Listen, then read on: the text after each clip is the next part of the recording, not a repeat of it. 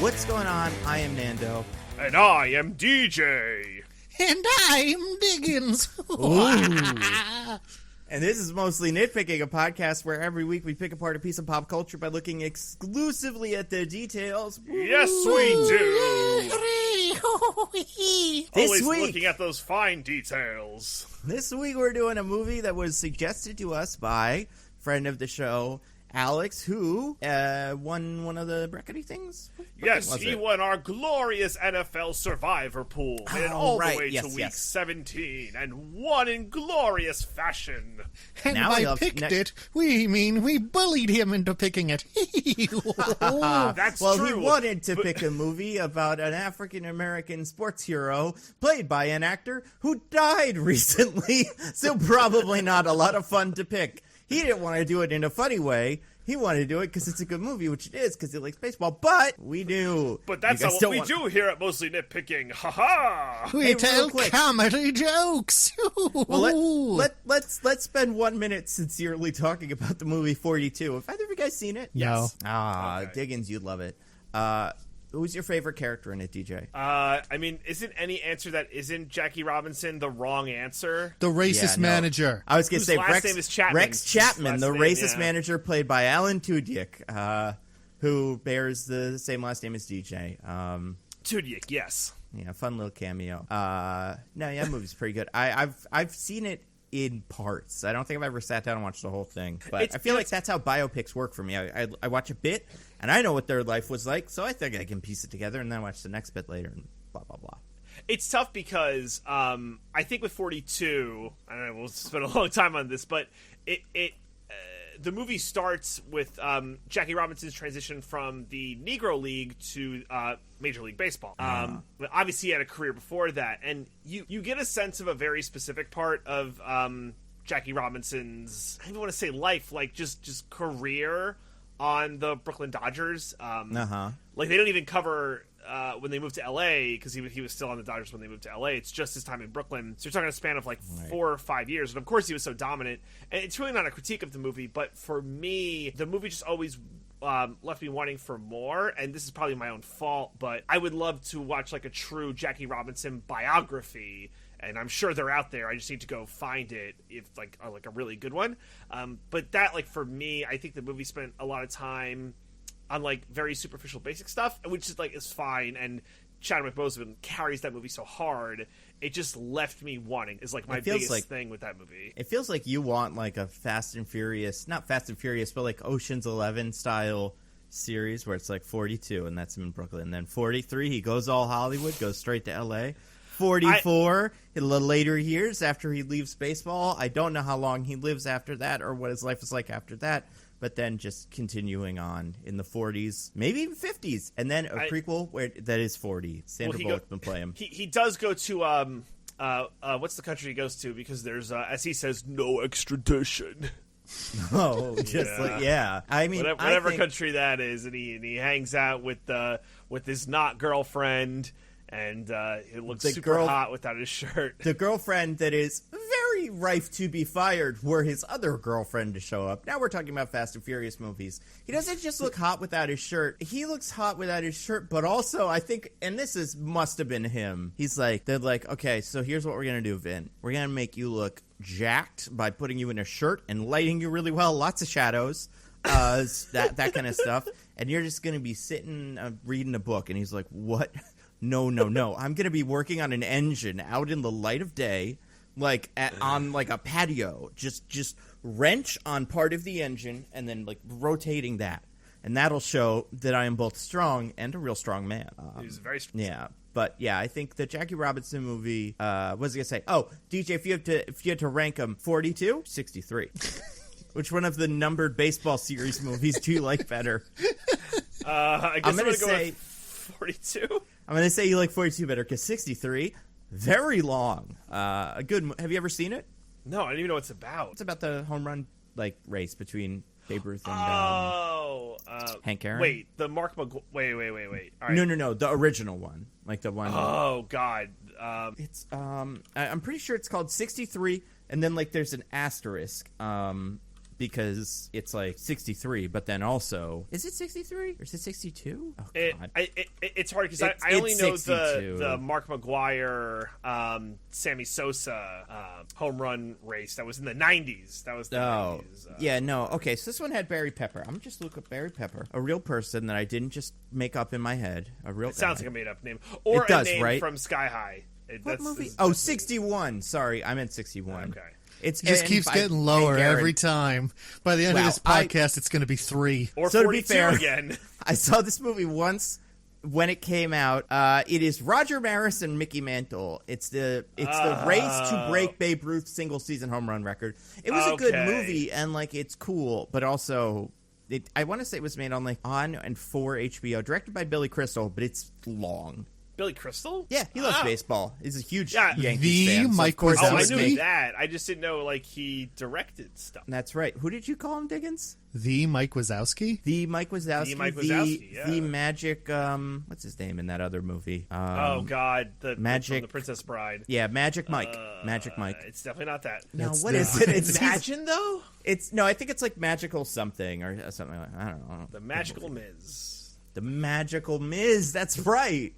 And that's why they're remaking that now with the real Miz. I don't know. Before he wins WWE champion. Yeah. But anyway, so yeah, there you go, Alex. We did 42, Princess Bride, we did 42, and we did Monsters Inc. all in one shot. And 61 or whatever.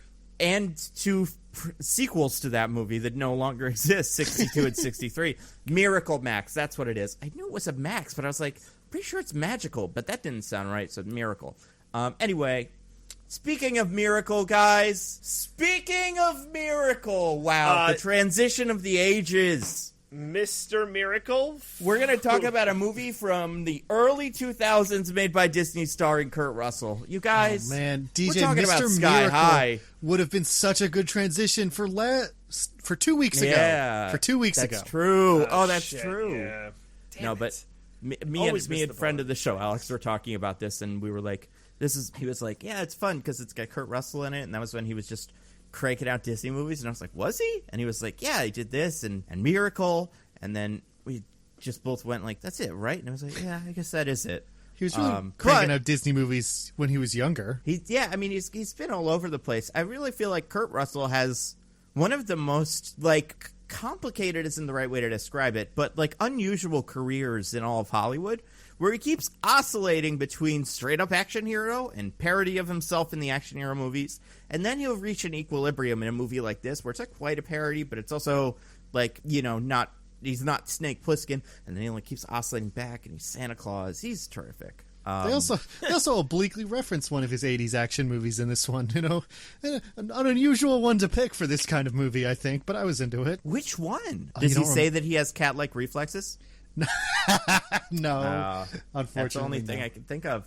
But yeah, we're talking about 2005 Sky High. Yeah. Guys, we're talking about a movie. Boy, is this a movie. It's a movie. Oh, yeah, and real quick, I want to do this before we get into the actual movie, but we talked about 42 a little bit, so that was usually like pull back the curtain a little bit. Okay. I usually reserve maybe 5 minutes for pre-movie stuff banter.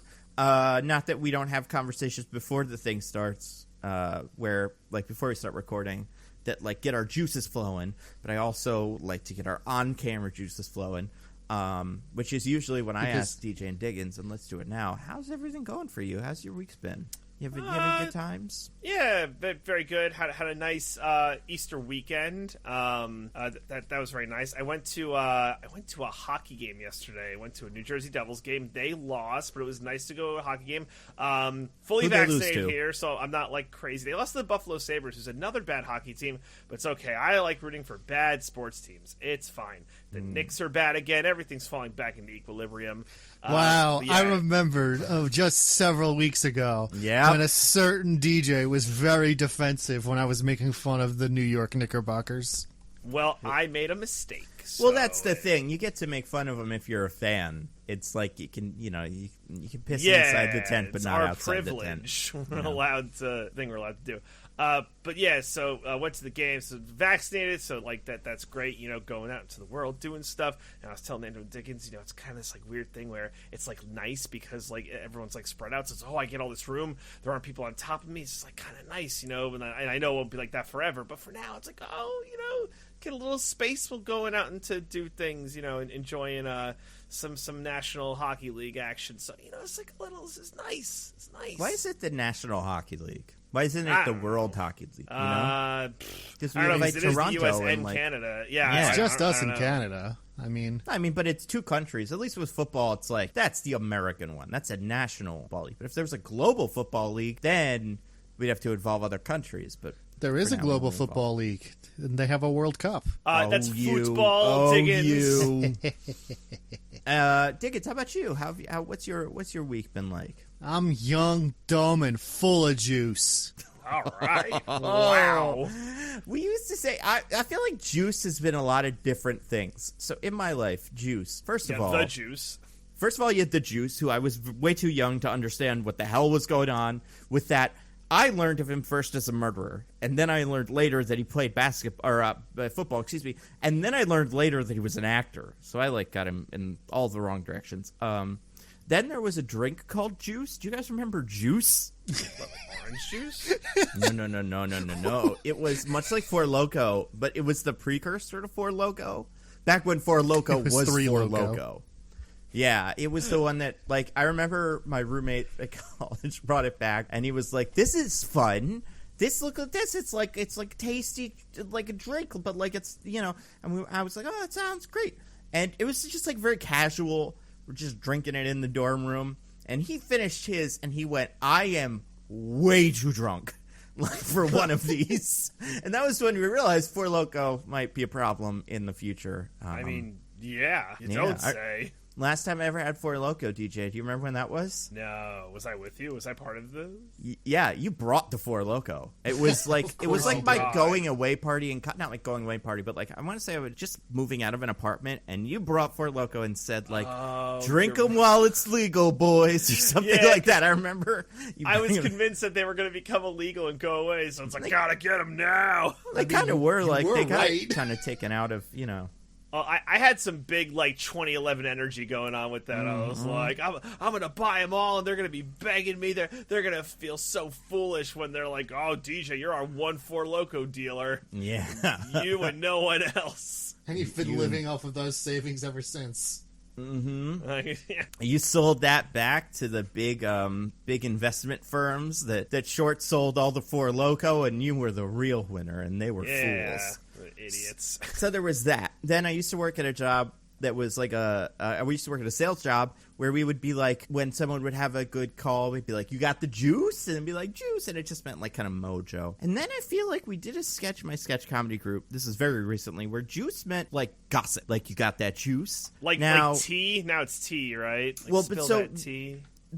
So that's tea. And then what was there's a song by Lizzo where it's juice. What is juice in that song? She has the juice. It's like her. It's like her pep. It's like her. Oh, so it's mojo. We're back to mojo. Thank you. My goodness, why couldn't I think of the word? Yeah, it's like mojo. Very good. So yeah, juice has lots of different adjectives or meanings and connotations and stuff. Yeah, you can play it however you want.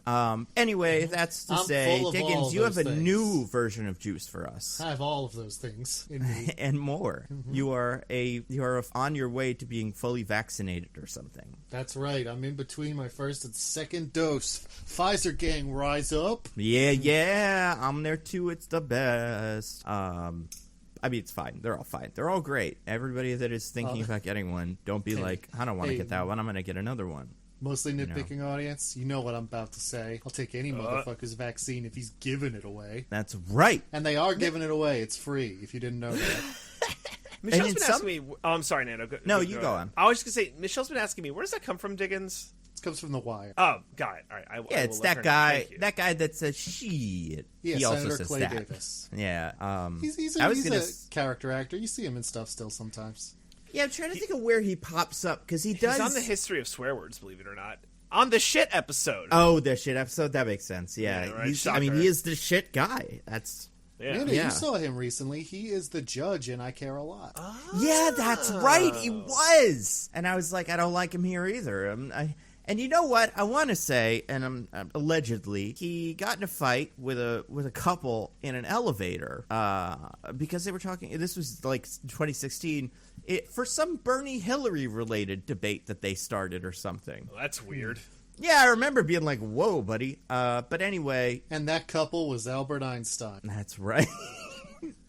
And that's all to say. Juice, vaccination. Oh, I was gonna say. Some places apparently you could just get it really easily. Like I keep seeing tweets from people that I trust that aren't like liars. That are just like, go to Dodger Stadium right now.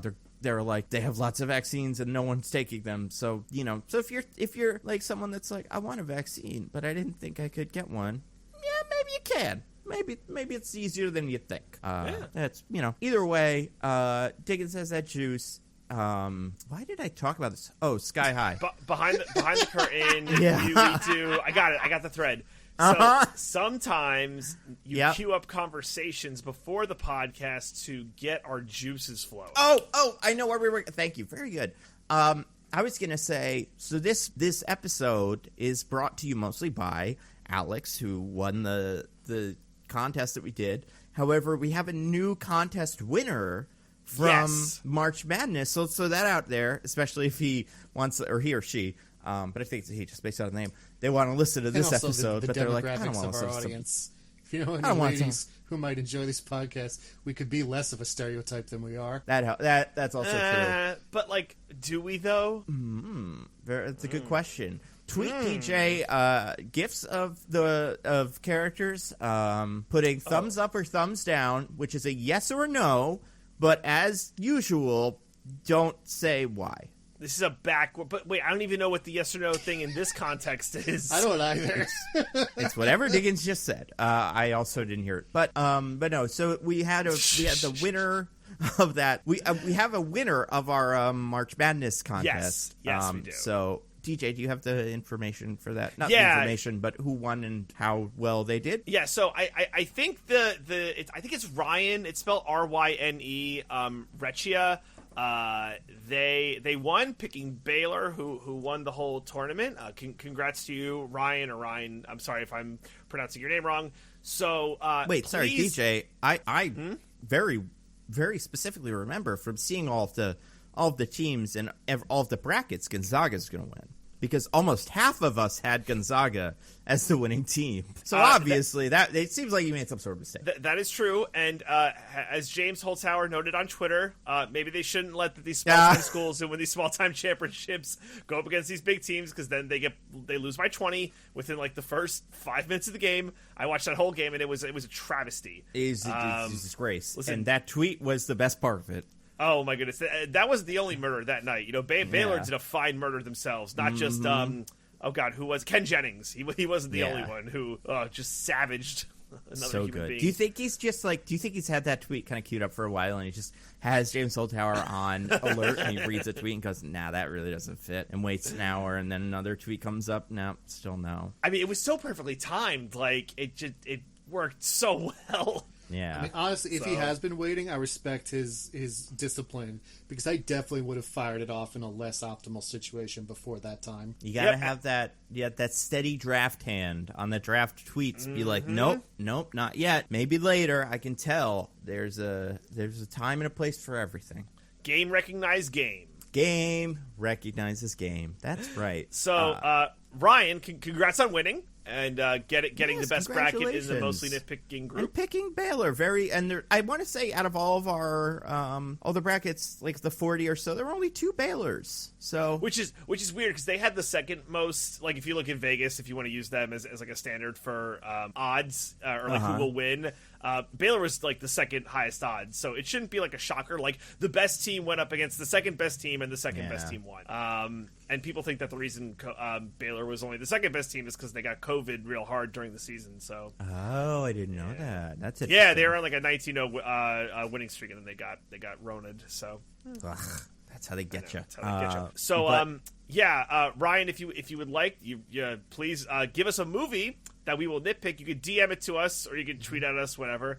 But if you do pick a prestige biopic about a legendary baseball player played by a now dead actor, we will bully you into picking something else. It might be a dialogue, right? It might be a dialogue. Listen, as long as a big plot point of whatever movie you pick is it one character yelling a racial slur at another character, it's probably fine.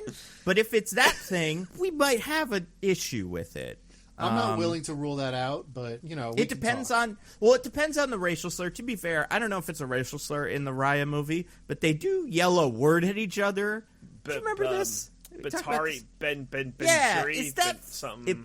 Is that from a movie or no or idea? I hope I didn't just get canceled for saying no, it's in the movie. Like, the Disney movie left it in. They didn't bleep the characters, so I assume that's a normal word, but I do remember feeling dirty hearing characters say it. I'm like, ugh. Well, I feel like it was just in places class, like bitch. Raya. Like, no, it could have just been like bitch. Like, well, you even bitch. that would be wild. Can you imagine if, like, they made a movie like, Raya, or any of them, like, Moana, and every so often, what's his name? she's, just throwing that around. That'd be just weird. Like a real bitch, right? Yeah. Or can you imagine if they made a Disney movie where a core component of the villain's plan was to commit pederasty? Which one's that? Pedophilia. Oh, is that fancy pedophilia word? I've never heard that word before. Yeah. It's like old-timey pedophilia word. Oh, okay. Yeah, well, I mean, listen, we'll talk about it. I think... Oh, God. I'm not okay. It's an interesting debate to be had. When you get de-aged to 0, does that count as 0 for you? I know, I have a friend, he's from Florida, he's got a gigantic head and a teeny tiny chin, and he really needs to know this for no good reason, Uh-huh. Yeah. But no, luckily I have my laminated card about Romeo and Juliet laws. Yeah, right? This is all Transformers 4 was a response to Sky High. But yeah, so DM us if you're that person with some proof of just like a I don't know what we're screenshot gonna do or for whatever. proof if you just like show us the bracket in your account or whatever. But yeah, I mean, if you super say strict. it and it Or seems just like be you're that like, guy, we'll hey. probably believe you. Or Yeah, just be right. like, hey, dude, I'm cool. And, like, maybe have to be like, this is my friend Steve. He can vouch for me. That's fine. That's always helpful. Let me know. I'll take it. Have a Steve DM us after you, very quick. Otherwise, we might get lost in the shuffle. And then that Steve will be the clear, like, oh, okay, that's the R guy that we thought it was. Yeah, he has a Steve or she. So congrats to you, Ryan. So congrats, yeah. And another March Madness in the books. The books. weirdest one, probably. Yeah, I would say that easily. But you know what? We got all kinds of great sports stuff going on because Alex made it to the 17th round of our football Survivor tournament. Yeah. Which means he went undefeated. That's true. Know? That's true. Yeah. However, the next undefeated person will make it to the 18th round? Yes, because there are 17 regular season games. Sorry, Alex, your championship, your record is in dispute for now on. It's all going to get an asterisk. Yeah, I gotta say, I'm not a fan of the 17th game. I think it's insane real that they gave it up. move. Like, it's the thing that the Players Association has always been like, yeah, no, we don't want this. I don't know how they got it. Because money, Nando. Because money. I mean, I imagine they gave money to those players that are in charge of the Players Association. But for, like, the practice squad guys, I don't know. I don't know. There was actually, and I don't have to stay on this, but since we're here, there is a great ESPN article that, like, you Google this pretty easily. If you Google, like, DeMaurice Smith, Roger Goodell, NFL Players Union, you'll find, like, an ESPN article written by, it's like the one journalist they have left. Don Van Natta. And it's all about how DeMaurice Smith, who is the head of the NFL Players Union, is basically best friends with Roger Goodell. And does not have the players' interest at heart. It's crazy.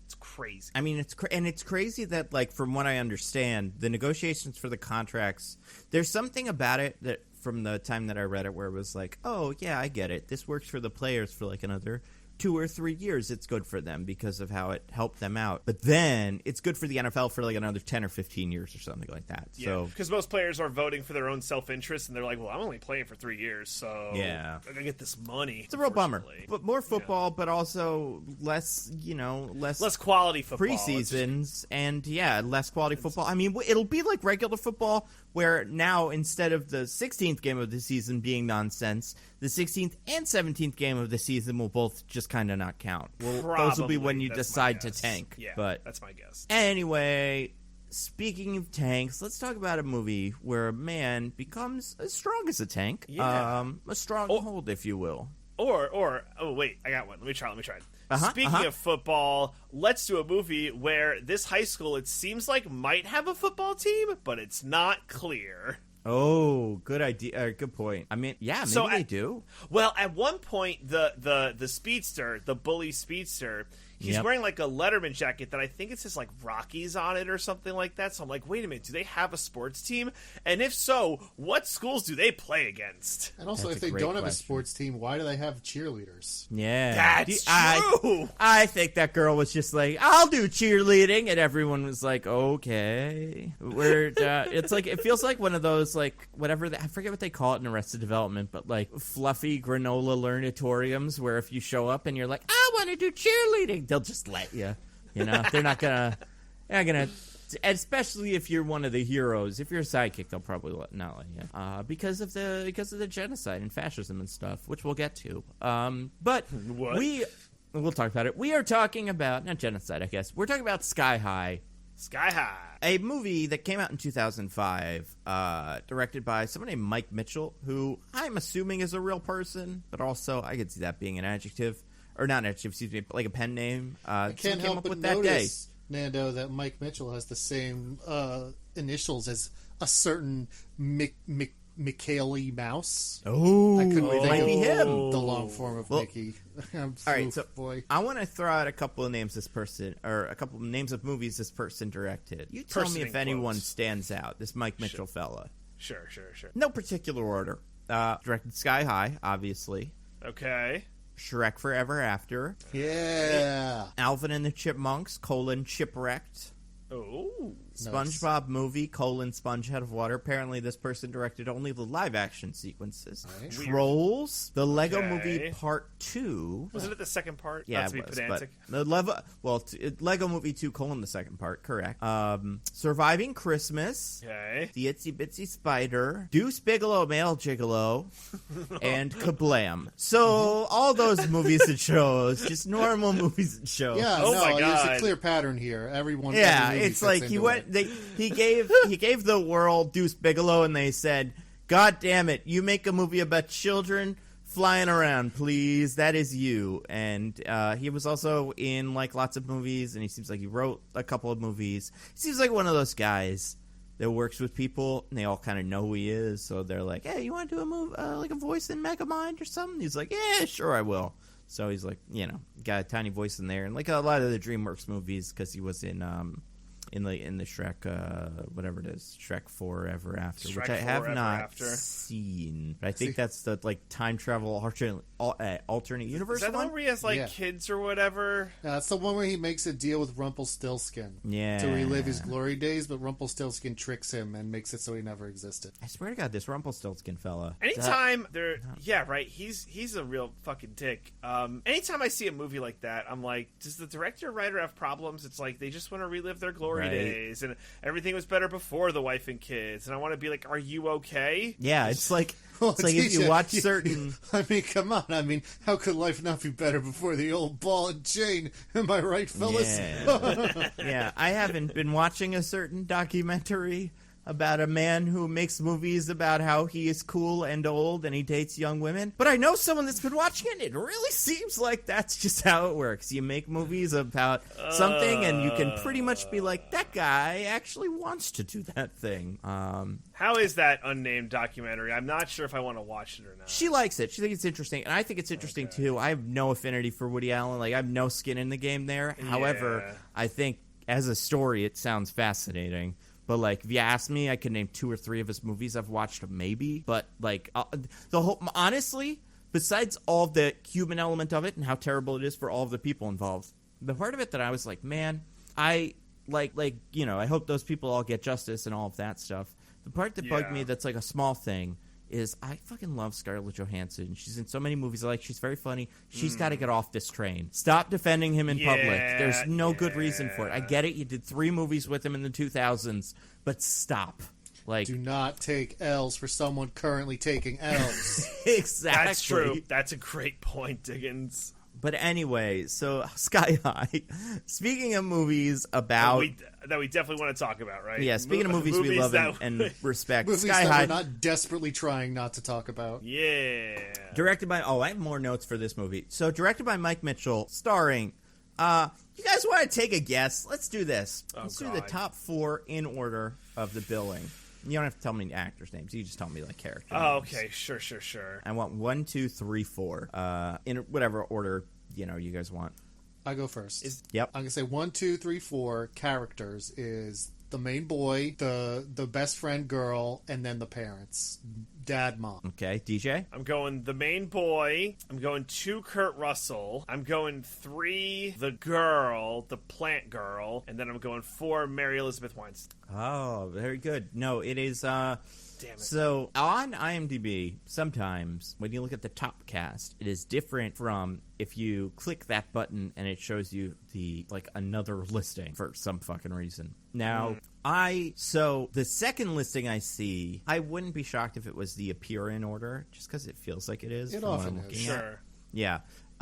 Especially because a certain character who only does one voice shows up where they do. I think that person is last on the list, so it's that could be last. So either way, so I'm not going to count that one. You were both wrong. It's Kurt Russell as Steve Strongwell or whatever. Stronghold. Stronghold. Yeah, that's what it is. I was going to say Strongbow. It seems off, right? Stronghold, it's off, I think it's pretty good. I liked all the names in this. Their superhero name was the Commander, but he had a big fortress on his chest. So I'm is Stronghold supposed to be what's on his chest? Because that makes sense. There's nothing commandery about what's on his chest. Yeah, it was like a little rook almost. It was Yeah, right? Yeah. But so you have Kurt Russell, then you have Kelly Preston, who plays Josie Stronghold, aka Mommy, aka Jetstream. Wow. Then Michael Angarano, a lot of A's in that name, plays Will Stronghold, and then Danielle Pennebaker, who plays Lila. So I had so wrong. I had 1, 2, and 3 and 4 reversed, but I was generally right. But I was right about the people. Yes, you are right about the people. I think both of these lists are in order of appearance, and I think because the other list, if you click in, is the kid, dad, mom, plant girl. And I'm wondering if the credits are just we heard his voice first, so he goes first. But, it's basically the same list. Either way, those are the big 4. Kurt Russell, man, star of stage and screen. Probably. Oh, God. Definitely screen. Kelly Preston, rest in peace. I don't know too much about her, but I do remember seeing, reports last year that she passed away, and they all credit her as Sky High character. I was oh God, I did see that. So very sad. Michael Angarano, that's definitely it. Plays Will, the child, the main character of the thing, and then Danielle Pennebaker from The Flash Show and all kinds of stuff plays Lila, the poison ivy of this movie. And then there's others, obviously, we'll get into. So DJ Cloris Leachman. Oh my God, terrific! There's this movie is chock Linda full Carter. of absolutely fantastic cameos. DJ, flattery will not save you from what you are about to endure, which is you're back on the chopping block. No. Yep. I'm going to be here for back, weeks. Baby. So DJ and Diggins, you both have to guess the IMDb summary. Diggins as the person who, you get to pick if you go first or second. As I'm the challenger. Or maybe DJ the go challenger. first. Whatever. Okay. Of course. I'll say this. Okay. There's some names. The names aren't super important.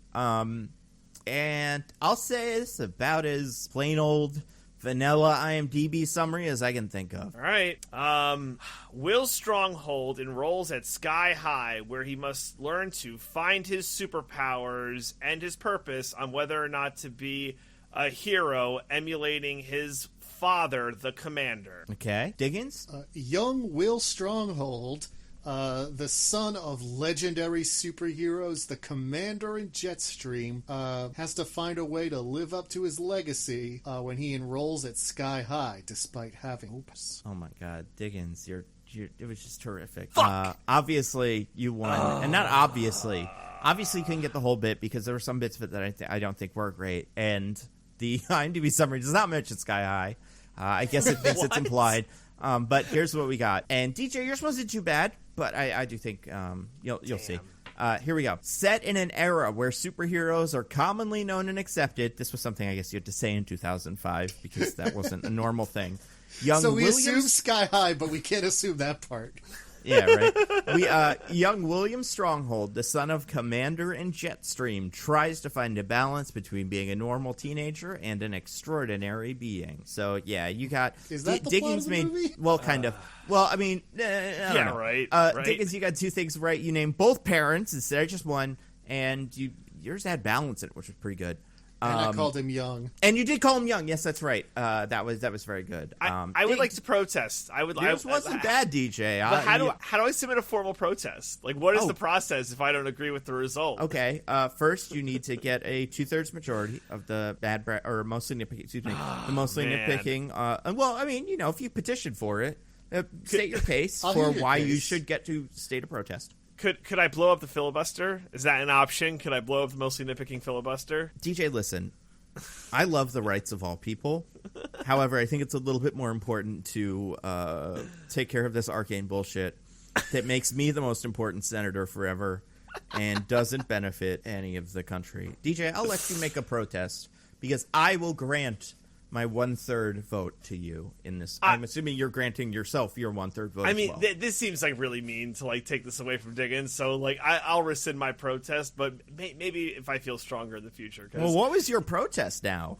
Well, I gotta be honest. I was just kind of going in blind. I'm like, ooh, maybe if I could just question the outcome just a little. God. So you really were filibustering.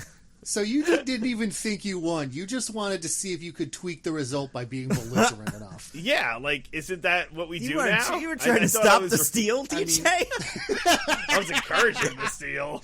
DJ, were you about to storm the mostly nitpicking capital? Oh. I'm just asking questions, guys. I'm just asking questions. Well, that's good. As long as that's all you're doing, because Diggins won. So, Diggins, congratulations. You are now in the driver's seat, and I am in the doghouse.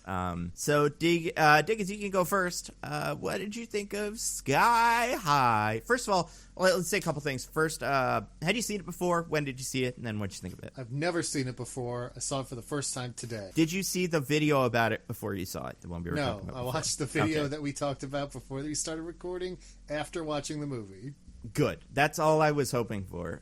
So, go on. Sorry. Okay. So, hey, guys. Yeah. Kind of like this movie. Oh, yeah. You do. Kind of like this movie. It's a fucking good movie. It's not a bad movie, right? It's kind of funny. It's kind of funny movie. I mean, it's clearly a kid's movie. It's not amazing or original, and it does. And you know what? After watching that video, it does kind of have some weird fascist undertones. How dare you? It's a funny movie. It's a pretty funny movie, and I liked watching it.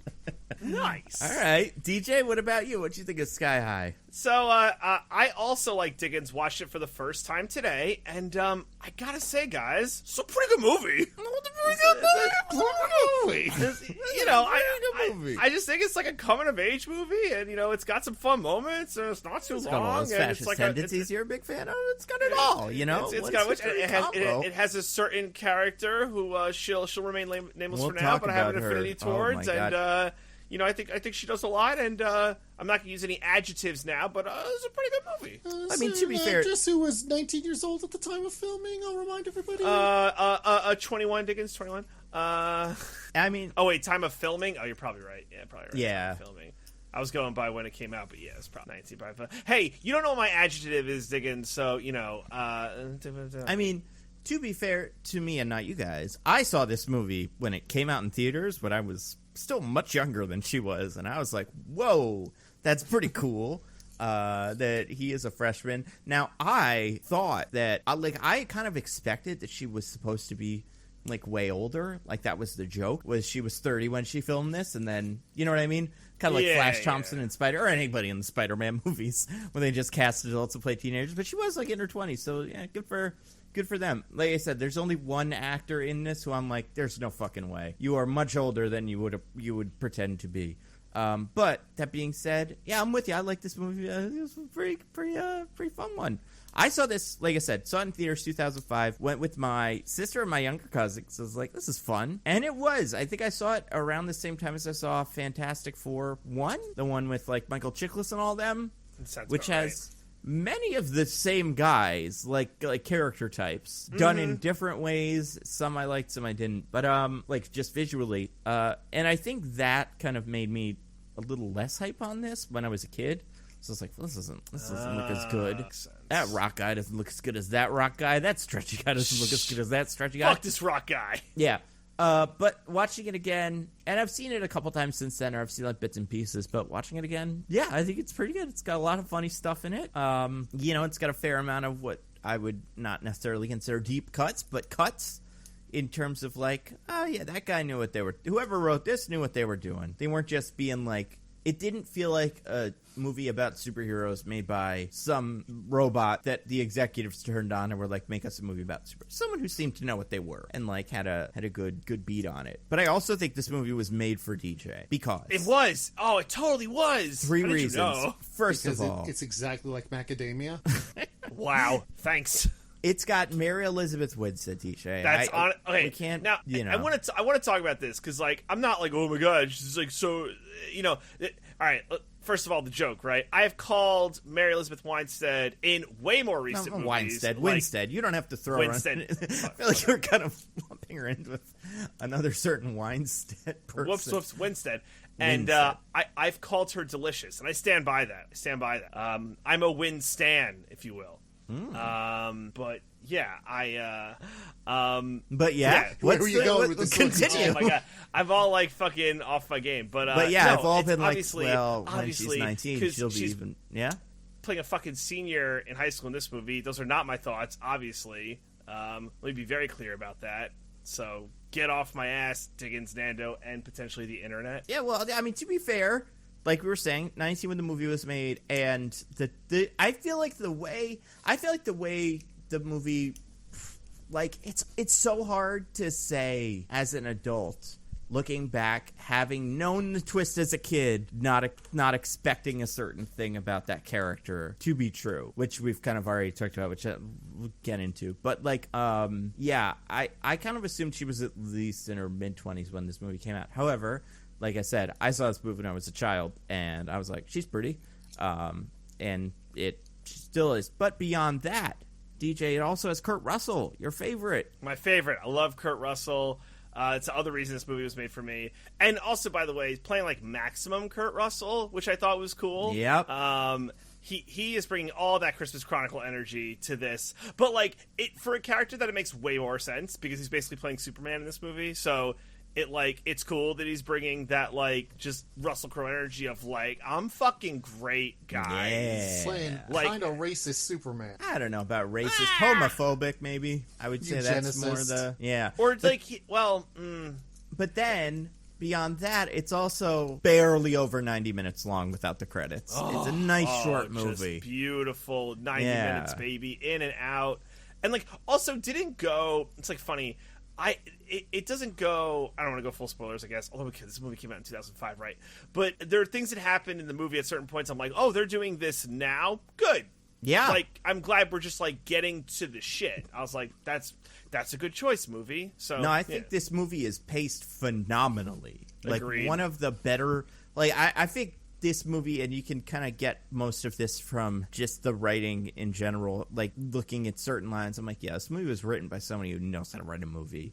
And like it's just the pacing is great, and the structure of it is very good. I've heard people say like, oh, I wish this was like a Disney Plus series, which like I guess, but also like I'm fine with this. It seems like good. We got it, you know. It feels like when they made like the Hercules animated series, where I'm like, that's such a good idea, and then you're watching it and you're like, oh, this isn't like what I want. And you're like, I'm 14 and I love this. Or the Cusco one where it's like, what if he went to school next? Basically, they made a movie where the guy was the main character, where was a boy, and they were like, let's make him go to school. Let's see what that's like. And I was like, Aladdin? What's it like when Aladdin goes to school? And the Aladdin show was actually post the second movie. Oh, was after that? I wasn't sure about that one. I remember the Cusco one and the Hercules one. And also the Hercules show and the Aladdin show had a crossover at one point. I guess that makes sense. What if we did Mulan and it's like, oh, marriage is a drag, man. Marriage isn't all it's cut out to be. Oh my god. Well, what if Mulan met with Rumpelstiltskin and wished to go back to her glory days? Wish to join the army of the guy with the crow whose name I forgot. Yeah, no, that'd be pretty sick. I would say this. Oh, what if she was like the guy's best warrior? Oh man, we should do like what if, like. Yeah, you know, like the Disney what if, but we do it with all this like, or the Marvel what if, but we do it with all like Disney shit. I mean, like, I think the what if for that movie for me, well, I guess there's two what ifs. One is what if Mushu didn't destroy the big stone dragon, and just like Mulan won the war by riding a big giant dragon into war and killing all the villains. And then the other one is like, what if Mulan didn't win the last fight, and then just those three cross-dressing guys had to do it, because they don't really seem like they're ready for that. But I also want to see them put it together. Like, they've learned skills over the course of the movie. Their skills weren't use your watermelon boobs and smash them over a guy's head. Like, they should have been like archery, and then they put them together to make a thing happen. But yeah, those are the two other movies I want to see. I would also accept what if Dad did fight. Oh my god! What if the dad did go into battle? What if he killed all the guys? Well, I mean, he would have gotten the great stone dragon. That's true. So maybe he would have ridden a dragon. What if it was just like, what if there's a fight that goes on the bottom that's like all the people fighting, and then just above them they can't see it, but there's a humongous fight between like 1 million dragons, and that's the real fight, and we don't know about it, but that's what's going on. Well, I mean, now you mention it, they kind of didn't seem like they would have sent the dragon after, like, to help Dad if he went to fight in a war. The dragon was only called in to bring Mulan back to not fight in a war. Oh, so that's true. It seems like the spirits are very invested in maintaining societal norms and not so much whether or not their family members live or die. Yeah, they're almost like, get him over here. He's in his whatever post-20s. He's ripe for death. Yeah, he should be one of us blue floaty spirit guys, just like me. The one from Star Trek, I think, is in there somewhere. I don't remember. George Takei. He's like, George Takei. He's like the main one, right? Yeah. It's weird. His job's so redundant. He wakes Mushu, the person who wakes the other spirits. Yeah. Well, I mean, he can't leave the fortress of like the ancient guys, but he can wake up the evil, like, or not the evil, but like the little dragon with the gong who can walk 20 feet. And use the gong to wake up the thing. It's a glorified shack. The spirits are living in a shack. Like, I mean, it's a good shack. It's containing spirits, you know? Right, fair. What if the shack broke and then the spirits all became... What if they won the war? What if it was like the end of Lord of the Rings? Oh, and just there's just a wall of spirit. Army of the Dead? Yes. That'd be pretty good. I'd watch Anyway, this movie Sky is High. pretty good. So my least favorite thing about this movie is the name. I don't like it. I think Super High. I think Sky High. I don't know what it was. It just that never worked for me. Well, because it's like a turn of phrase, right? Like, we're gonna get Sky High. Why is this? Why does the school float at all? What's the purpose? That? Why is it a floating school? Is it so humanity doesn't like know about it? Is it because we would be just shocked if we saw Sky High? Be like, oh my god. Well, they say when the bus driver's flying them in, he's like, the location changes constantly to protect it from being discovered and from supervillains, so they don't find it and attack you. I mean, it can only move so fast and can only be in so many locations. And, like, also, how many countries are in on this? Because what if it just flies into, like, Japanese airspace? Like, is Japan cool with this shit? Like, what arrangements have been set up? Well, it seems to always be in the vicinity of this one suburb that the hero lives in. And all the other main characters already live in anyway. And also, spoilers for the movie in general, the supervillain was there long before any of the movie started. Like, so she or that he part is really in on it. Yeah, so that part doesn't make any sense to me. And it's not that it's a big deal, but it is like floating school. It almost was like, well, this is a little bit too much like the X-Men. We need to change it so it's different. How is it different from the X-Men? Well, I guess this school could fly. And it plays into that one thing that happens at the end of the movie, but also it doesn't really count. It doesn't count, but you could write it out of the movie. I mean, it matters so little. Yeah, exactly. Yeah. It's like, oh, I guess we need a resolution to this movie. Yeah, this movie, like, didn't know how to end, as well as its pace, and it's like, oh, how clever that you did these things. It's like, wait, what's an ending? Wrap it up. Yeah, it almost was like the movie was done, and then they remembered that they didn't do anything with the hamster girl, and I was like, fuck, all right, we gotta give her something. She needs an arc, damn it. She needs it a little bit. But, yeah, this movie is about little kid superheroes, and in a post X-Men world, it's not necessarily redundant because the X-Men movies never really did this, even though this is what they should have been. It was just kids in school. Like, it's weird that they still haven't done it, really. They've done it. They'll do it with one child, and then that child in the next movie is immediately an adult, and then they don't do it. But this whole, like, what if they were at school? That's pretty fun. Is this a Hogwarts scenario where, like, yes, there's a lot of these? Absolutely. Well, I don't know if it's a Hogwarts scenario, but it's a Hogwarts scenario in terms of the script was definitely greenlit when someone pitched superheroes but Hogwarts. Yeah, that's fair. Like, I think that's guaranteed. I assume there's more than one of them because they all speak English, and yeah, there's probably another Sky High somewhere. Well, and this movie based overall, right? So you got Will Stronghold. Both of his parents are superheroes, and that's not always the thing. Sometimes only one of your parents are superheroes, or sometimes you fall into a vat of acid. And he is enrolled in Sky High, which is the high school for superheroes, but he doesn't have his powers. Right? And it's like this thing where he's like, oh, I don't have my powers. School's going to be so awkward. But he still gets to go to Sky High. And it seems like there's a tuition that you have to pay to get to Sky High. Because at one point, Kurt Russell goes, it's tuition week! Which I guess is the week where they collect all the... But can anyone be enrolled in Sky High? Because Will gets to go, and he doesn't have powers. Is it because he's a legacy? I mean, it's definitely because he's a legacy, right? I mean, everyone is, like, very blatant and open about the fact that they favored him because he's a legacy. But then I guess the other question is, like, how does someone that isn't a legacy, are they recruited? Why is the kid that can melt into a puddle even there? That's a good point. Yeah. Did he have super parents who could kind of melt into a puddle, and then they both had a kid, and then that kid could really melt into a puddle? And then they were like, all right, I guess this guy gets to go to Sky High. I don't know. I have questions about the puddle kid. I have a lot. Yeah? At one point, he turns into a puddle to trip another student, and his shoe slides into the puddle. What happens to the kid? And it makes like a streak of separated kids. Yes. Like, it's not... Yeah.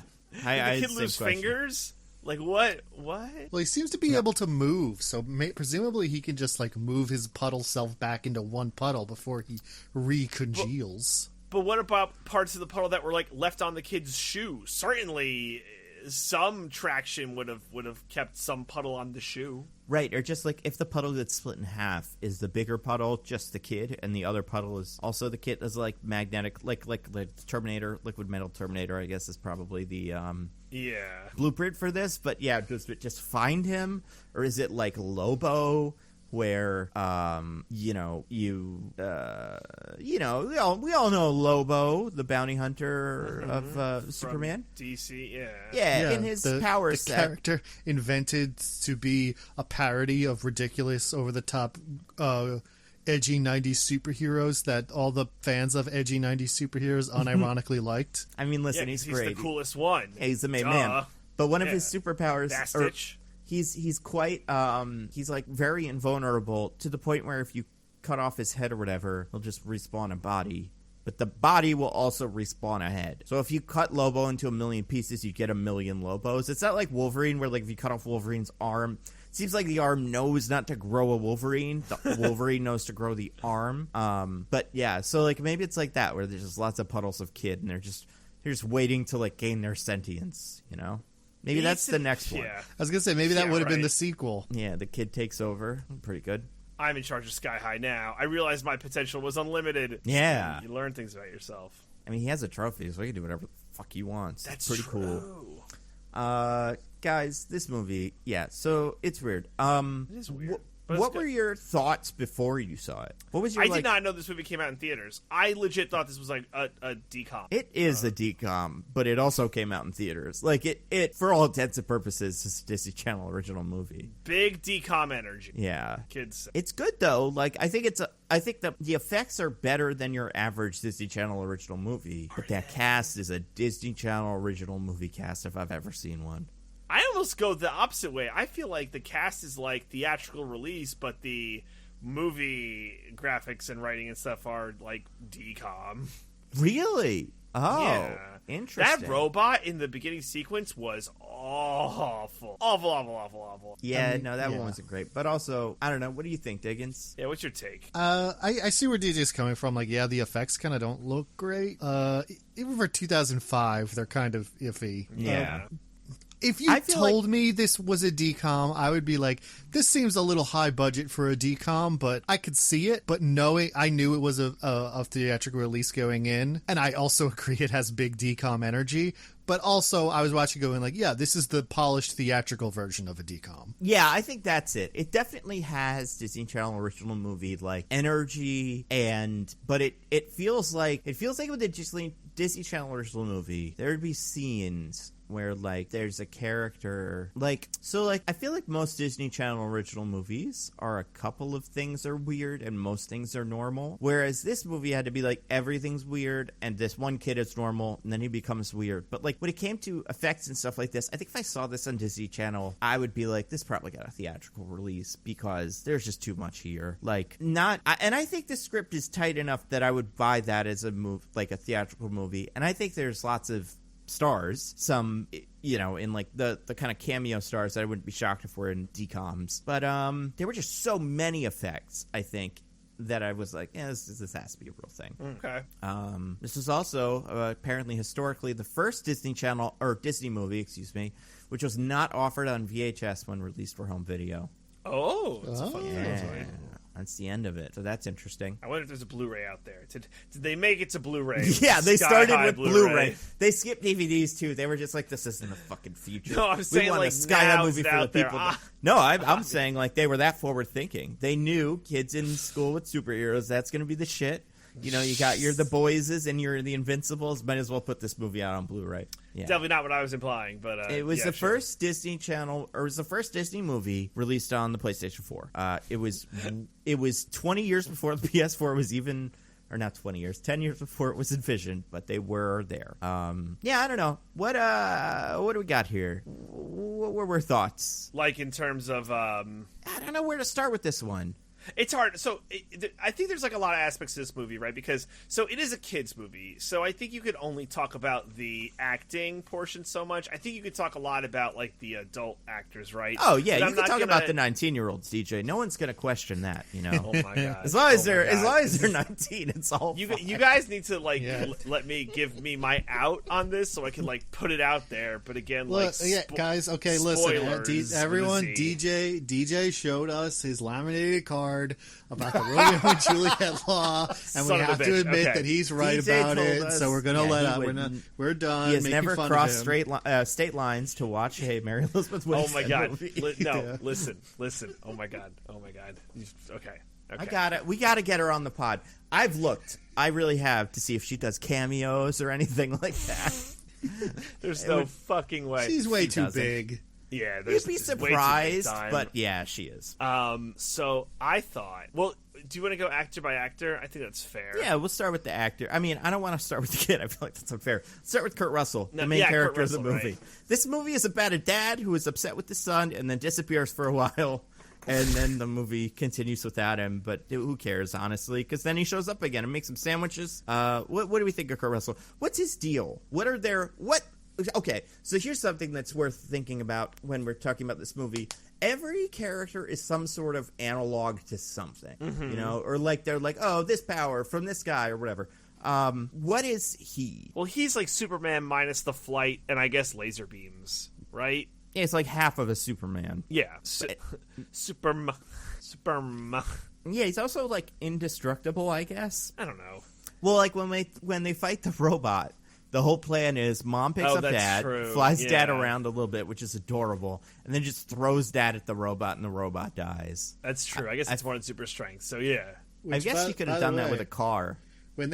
True. When they find out about that situation, that's when the oblique reference to an 80s Kurt Russell movie happens. Oh.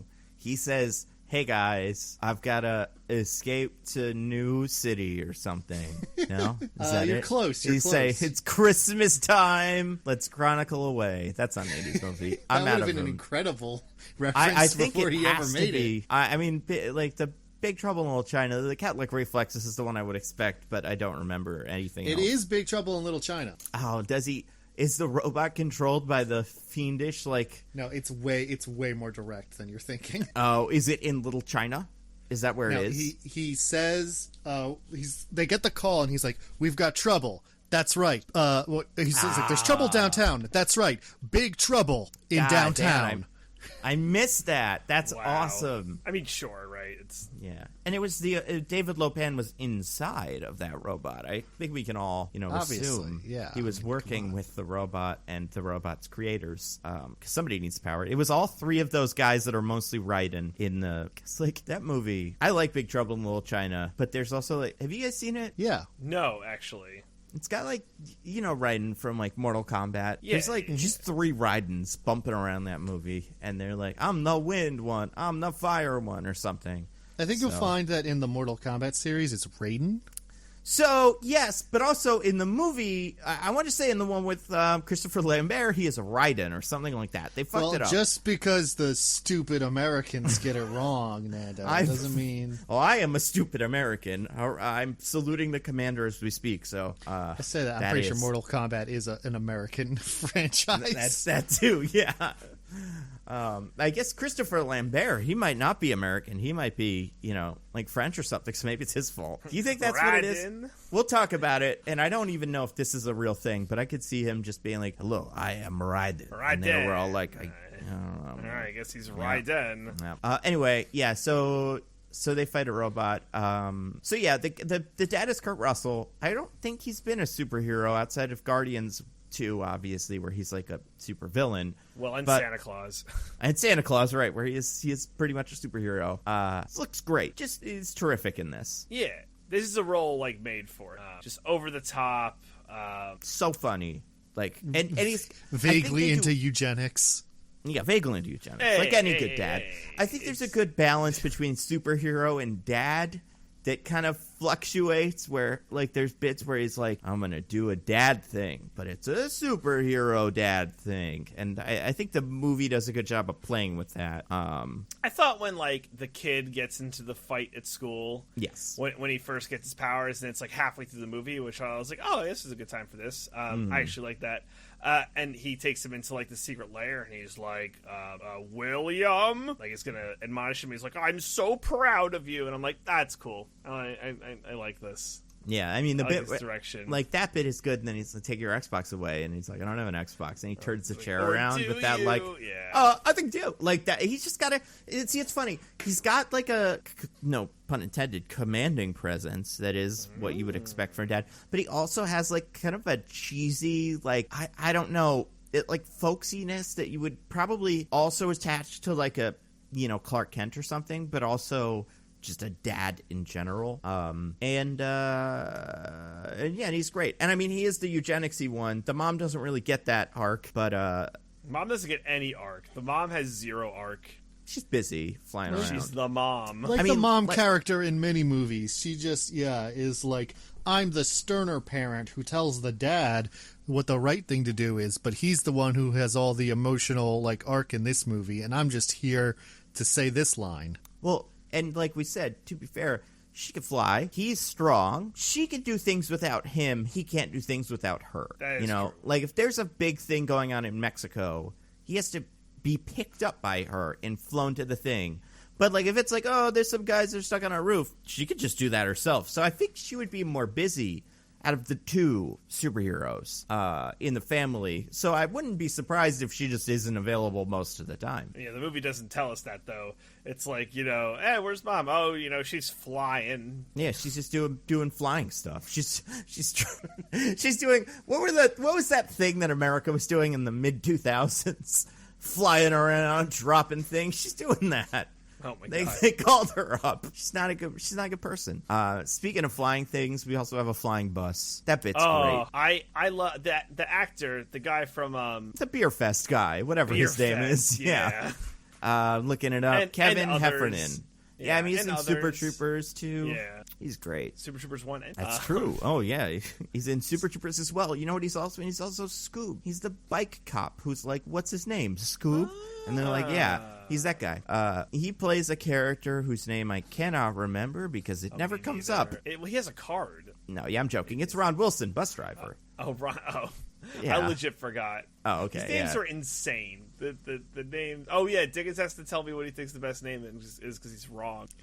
Obviously, it's the name of the, fake villain, the kid whose dad was a supervillain who doesn't like the hero, War and Peace. No, wait, the best name. DJ, what did you think the best name was? It's obviously Coach Boomer. Oh. That is clearly the best name. That is a fun name, sure, because he is a boomer. Yeah, he's a boomer. I do like that quite a lot. And a boomer. Like, it works on so many levels. I mean, yeah, it's tough. I mean, listen, Ron Wilson bus driver is pretty good. Why is War and Peace the best name, Diggins? I'm not sold in even a little. It's like a dumb pun. Yeah. But that's all it is. It doesn't mean anything. Well, and Coach Boomer does? That was not a thing people were saying in 2005. That's true. No, I don't know but he booms because that's his superpower. He's got Black Bolt superpowers, so he has the booming voice. I mean, and then you get the double hit of he's a boomer. Well, I mean, but boomer wasn't a thing in 2005, was it? We all boomering? I mean, that girl didn't do her TikTok yet. We didn't care. Oh, baby boomer? Yeah, it was a thing. Baby boomer was certainly a thing. Yeah, but was the boomer a thing? Where we the stock market is about to crash because of all you dang boomers buying all the houses. I don't know. Also... You're both wrong. The best character is named Mr. Boy. That is as good as any character's name has ever been. He's the best one. Mr. Boy is pretty good. All-American Boy, a.k.a. Mr. Boy. And then someone calls him that later in the movie, and I'm like, oh, yeah, that's sick. Mr. Boy is pretty good. Yeah. So Dad's Superman, Mom is flying the other half of Superman.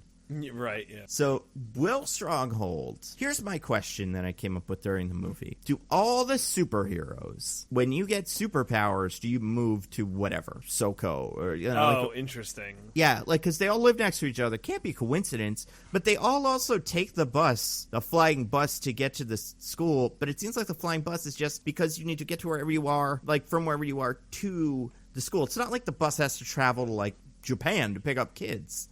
Seems like they all live pretty close. He knows a bunch of them already. Also, is there a bus only for freshmen? Is that a thing? Yeah. And how did he know them if they were all freshmen? So many questions. Well, that's a good question. I guess he went to school with I guess there's a Sky High Junior, Sky Does he also... grade.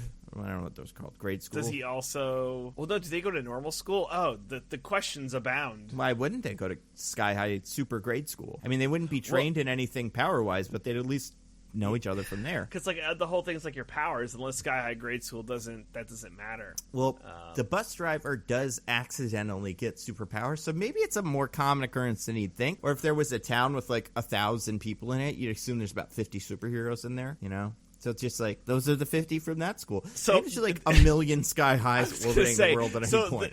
The sky, the stratosphere of the Earth, satellites would just see tons of Sky Highs. Absolutely. Everywhere. It'd be mostly Sky Highs. It's how there's so much space junk. At a upper orbit, it's below that Sky Highs. So here's a question. Here's a question related to this. Are they part of the government? I don't know. Do they? I mean. Is this a public school, or is this tuition? So it's definitely a private school. Yeah, they pay tuition. I mean, there are public schools with tuition. I think. Are there? I assume if anything, it's balanced out by grants or something, where it's will they pay full tuition because they can afford it, but then also maybe some other kid who's like, oh yeah, like Warren's dad is a supervillain. They have a meeting with the president about supervillain infiltration of the IRS. So they're clearly not totally on the outs with the government. Oh yeah, that's right. Well, and also, I mean, the commander works with the military. That's true, he does, yeah. I want to say it's mentioned once. Oh, I can't remember why, though. I forget why I think this. But, so, yeah, I think this is a government-sanctioned thing. It has to be. Yeah, I mean, so is it if you have a superpower, you get to go to Sky High, or is that like the cool like upper class school? Oh, it has you get to go be. to, and like otherwise, if you have superpowers, you just gotta make it through. Like there's a public school version of this, 100%. Underfunded, bad lunches, yeah. They're all sidekicks there. Yeah, or they're supervillains, like sidekicks on the way to supervillainy. Where like, they were like, we already had a fight with the tables, and they all they were set on fire, but we didn't get more tables, so now we just can't eat lunch. We're all mad. Like none of the I feel like if you had enough fights in that school, all the stuff would be destroyed. So it's all about whether the money can put it back together. And if you're at a public school, maybe you can't. I don't know. Also, the kids seem like public or private school kids, most of them. Oh, heck yeah. Even the sidekicks seem like private school kids. Also, they have a detention room that shuts off your powers. How is that not like been weaponized in case there's like an attack like there is in this movie? And it is the jail. I assume the villains of the movie are still there now. Right. Because later on, they're put there. Is it just so we can wait until the actual transport shows up that shoots them off into the sun? Why not just tie them up? We could do that before. Also, I feel like it seems like the Technopath might still have powers in there, or have powers walking into there. I just feel like having her in there isn't as good as you'd think. I agree. Also, her power is mostly a suit, so it doesn't matter. Let's talk about some of the sidekicks. So you got Will, jump around, punchy powers eventually. But you've also got Poison Ivy. What's her name? Lila? Yes. What do we think of her? Like Lilac or whatever. Oh, I didn't put that together. That's clever. Very clever. I guess. It's fine. Yeah. She was fine. I didn't like her arc. Like, she should have wound up with War and Peace. Absolutely. Because Will was such a dick. Yeah. Like, it's Will gets to get the girl twice, and that's great to me. Although, he mostly stays principled. Like, once he knows that Technopath is being a bit of a meanie. Bit of a Venturi, is that what you were going to say? A little Venturi, yeah. He bails pretty quickly, so... Oh, yeah. Immediately. He is like pretty principled, but still, I don't know, the fact that he gets to get the girl twice, it's kind of... I mean, yeah, he's a doofus. He is tricked immediately, so once he figures out the trickery is over. He's so easily tricked. He is, I think I agree. I mean, I think just watching the movie, I'm like, how is this movie not just about Warren? He feels like he's the main character of any movie. Like, it's insane that he's not the main character. Yeah, and so the history with him is that, Will's dad put Warren's dad in jail. Yeah. So it's like, oh, your dad and my dad had beef, so now we have beef, which, whatever. I mean, his dad has 4 life sentences, so... His name was bad. Baron Battle, so I mean, he was kind of like, you're not going to be a hero with the name of Baron Battle. I mean, come on. It's true. That's true. I mean, he's a baron, so that's never great. Yeah, there's no hero barons. But then when Magenta is talking about it, I think she's like, his dad's got 4 life sentences, which means 3 lifetimes left, and then he's available for parole. So this character might be immortal or something. So maybe this is just like a long-term calculation for him where he's like, yeah, I might get 4 life sentences, but that's not that big of a deal. Yeah. It's like a Vandal Savage type. Yeah, right, exactly. Like, what do they do in that? It's unclear, like, what the villain, like, how that shit works in this world, which, again, like, is, we're, like, saying all these things, but it's not the purpose of the movie, and it's fine. Like, I think this movie takes the superhero construct and does what it wants to with it, and it does it pretty well. It's at least an enjoyable ride. But Lila, she's a vegetarian. Yeah, because her mom can talk to animals, and they don't want to be eaten. Duh. Yeah. I could have told you that without the ability to talk to animals. I don't know. There's that genetically modified cow from Hitchhiker's Guide to the Galaxy that wants to be eaten. Oh yeah. Right, so there's that one wants to be. Yeah, okay. I mean, but that's it. She should check that. I mean, do the plants want to be eaten? She can speak to them, I would assume, as well. Oh, that's true. Are they like, eat me, give me, I want to be food for you? I'm going to assume no, but right? Do we see her eat anything in the movie? Oh, God. Yeah, the fortune cookie, doesn't she have? Oh, yeah. She never actually eats it, does she? What, does she eat, like, the wonton or the egg roll or something? Does she nosh on that at all? I don't think she actually eats anything. It's implied, though. Like, I mean, she's not at just lunch. gonna sit I feel at like the the Japanese lunch might be restaurant. She's at lunch and he says she likes Chinese at some point. I'm just saying. Maybe she's the see her photosynthesis or something? Maybe. Poison Ivy doesn't eat. I'm pretty sure she does photosynthesis. Yeah, so why would this character? Because she's Poison Ivy. Yeah, she's just a poison ivy. Yeah, she's the cool one too. The one that's like not a bioterrorist. What's the word? Environmental, like activist, eco-terrorist. I guess that's the word I'm looking for. Yeah, just like Barrett Wallace. Who's that? The big black guy from Final Fantasy VII. Oh yeah. Oh yeah, I remember him. I played the first 20 minutes of that movie or game before I got bored. He was in there. Wow. Monster. Yeah, I know. I'm a bad person. So she's in there. I did like. I remember that line where she's like, the nice mom who's offering this random child who shows up in her house food. She's like, "Do you want breakfast?" And the kid's like, "Actually, my mom can talk to animals, and she said they don't like being eaten." I'm like, "Okay, fuck you. Could just said no. I'm gonna keep eating meat for the rest of my life." Then again, she's been the mom's son's best friend since first grade, and presumably she has shown up because she shows up a lot because they hang out all the time. So you'd think mom would know by now that she's a vegetarian. It's true. It's true. Maybe mom just figured that out. Maybe she had been killing all the animals. Like she would like because I'm assuming this mom is like an animal man or like one of any of those characters that can control the animals or something. And she would like ride an eagle into battle and then do a battle and then they'd be done. They'd like have a break to chill and then she'd be like, "Great job. Anything else to say, Eagle?" And Eagle would be like, "Actually, the other animals told me to tell you." But then she'd cut its head off and eat it. And so she never got to the part where the animals were like, "We don't like to be eaten, please." I don't know. That's probably it. Then we meet some characters on the bus. We meet most of the dorks on the bus. They're on the dork bus specifically. Yeah, they become team sidekick basically, or hero support as the preferred term. Although the Thing does show up on the bus, I guess, so it's not all sidekicks, but a lot of them are sidekicks. Yeah, a lot. By the way, one more thing about that bus, just to note, that bus drives off like but like off of a unfinished bridge that's like under construction. So does the bus just pick a spot like that to launch from, or is that there as like the platform 9 3/4 where the bus launches from this thing that's always under construction? Like people are like, when are they going to finish that bridge? It's been 13 years. That's why I think Sky High is in New Jersey. I think there's just like construction projects that have been going for our whole lives, and we're just like, I guess that's never getting done. That's but a ramp also to Sky High. Well, it has like he presses a button and like the traffic cones all disappear or something. So it's part of it's for that. Right. But also I think the part that's a little weirder is he's like, "Is this a bus to Sky High?" And the bus driver's like, "Hey, you can't say that around here. All the villains will figure it out." And then they drive off of an overpass. And then they put rocket boosters. And then the outside of the bus says Sky High. Yeah, he hits a button to make that change. And it's like, why does that change have to be made? Just whatever. And on top of all of that, the villain is already there, so who cares? That's true. This is not Ron's job. And he shouldn't be such a hard ass about it. Agreed.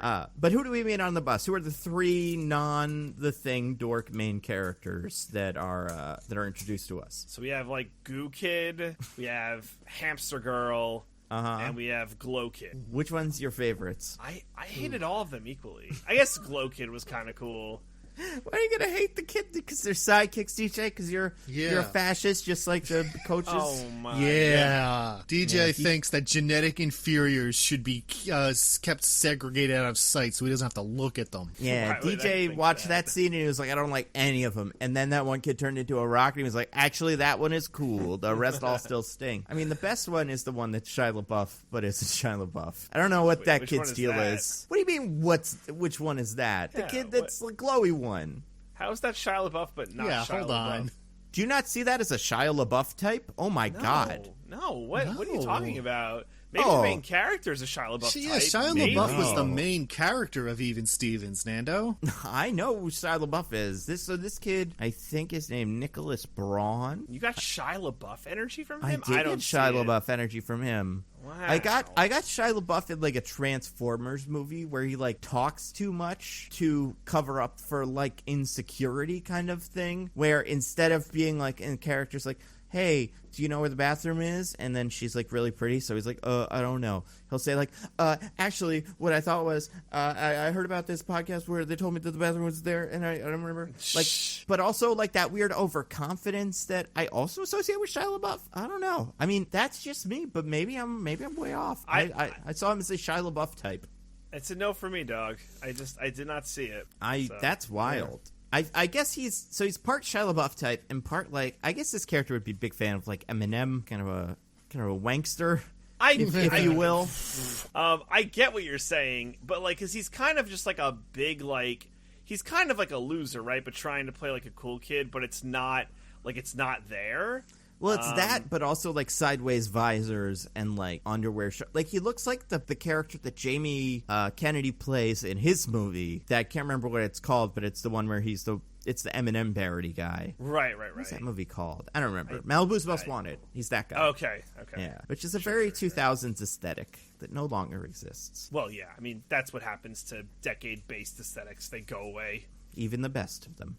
And the worst of them. Maybe. They just all leave us.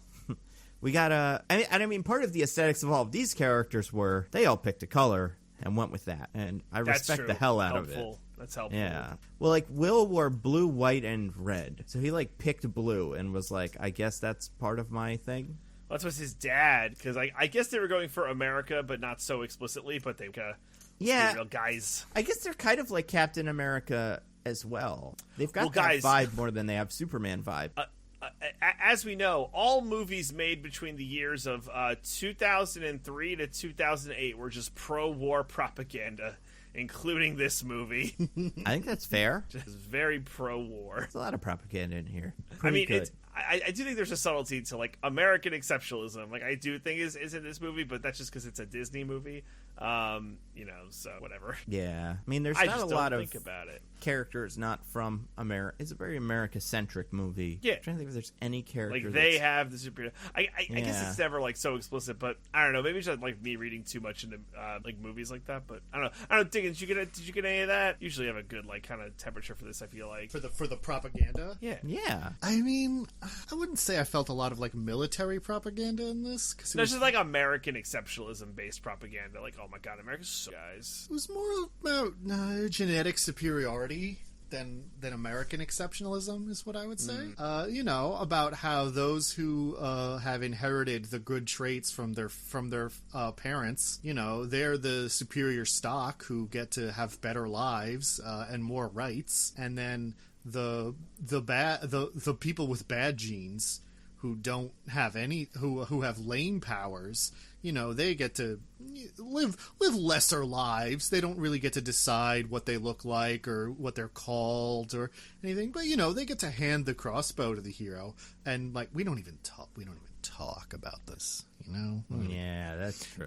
If you're an unfortunate normie who was born to superheroic parents, maybe you can get a pity job as a bus driver, but otherwise it's like we don't even. I do love that part of the movie where the character does the diagram of how you get status in the movie. And it's like, well, if you have an X and a Y, and the X and the Y, and the XX, that guy's good. X, Y, that guy's fine. Yeah, Cloris Leachman's like one shining moment in the movie. Right? She is so funny. Yeah, it's just great. Let's see, Shia LaBeouf. What else do we have on my list here? Oh, remember that bit where the guy lasers the girl's butt? Yes, I do. What are remember they getting that. out of that, guys? What do they want? I don't know. It's like, well, they got their comeuppance, but they did. Was that like their version of like smacking her butt? I think they're trying to melt it. She does freeze them afterwards, like oh, you horny boys, how dare you? And they stay frozen though. Like those guys got an incredible punishment. They probably dead. die. I mean, I'm pretty sure they should have been thought out for the finale. They would have been really helpful. I don't think they would have been part of the whole thing that happens at the end. It would have just been two useful guys. But also, if they weren't unthawed, they're in space now because those guys free-falled but weren't able to hang on to the planet. So they probably just flew into the atmosphere or something, I don't think we're seeing them again. Yeah. Yeah. Probably right. Yeah. You know what also didn't come up in the finale and would have been really useful? What? And also probably pretty thematic to what the movie seemed like it was going for until halfway through when it decided it was all about eugenics. Uh-huh. The detention room where you don't have powers. Yeah, I have that on my list too. Yeah. It is funny that they don't do it. I don't know. I just want to know how they didn't weaponize that technology. That feels like...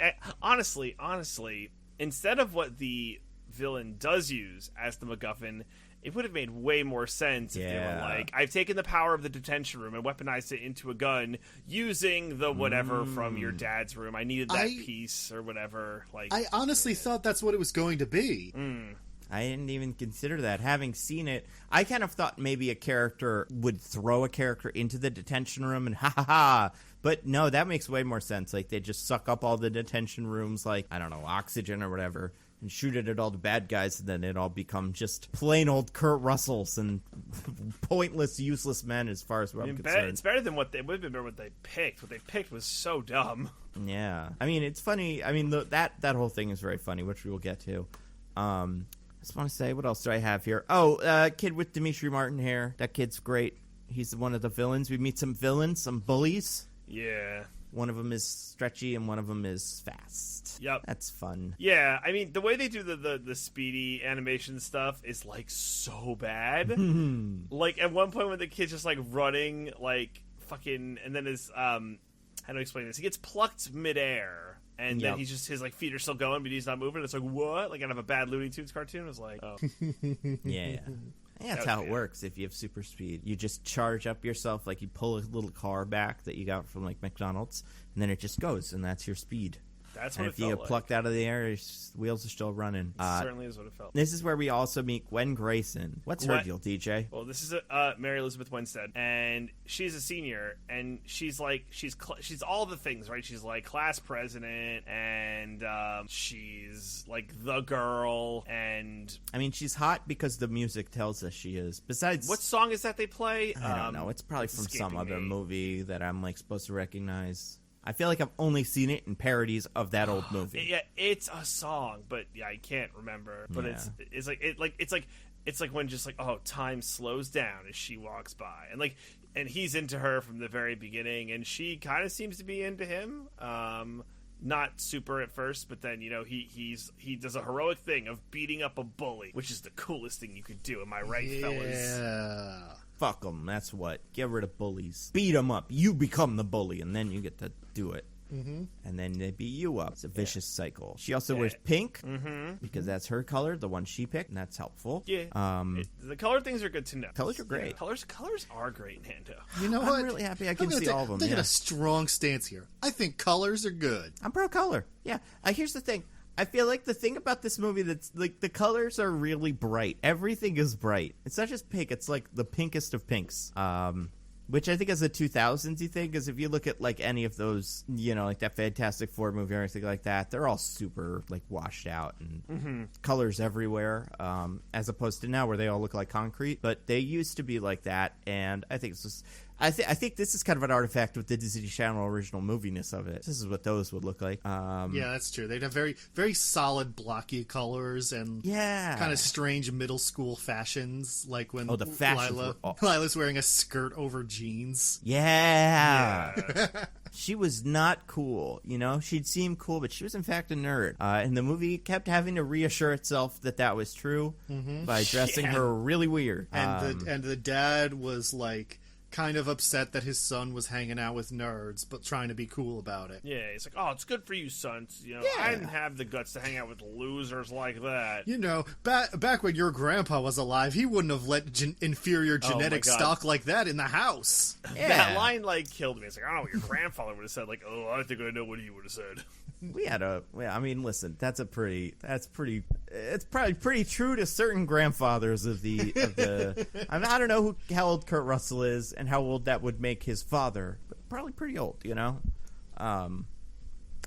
Speaking of old, when the kids go to school, They are who are they greeted by? None other than why is this escaping me? Hysteria. The word you're looking for is hysteria. Oh yeah, Linda Carter. Yeah, Wonder Woman. Principal Powers. Great name.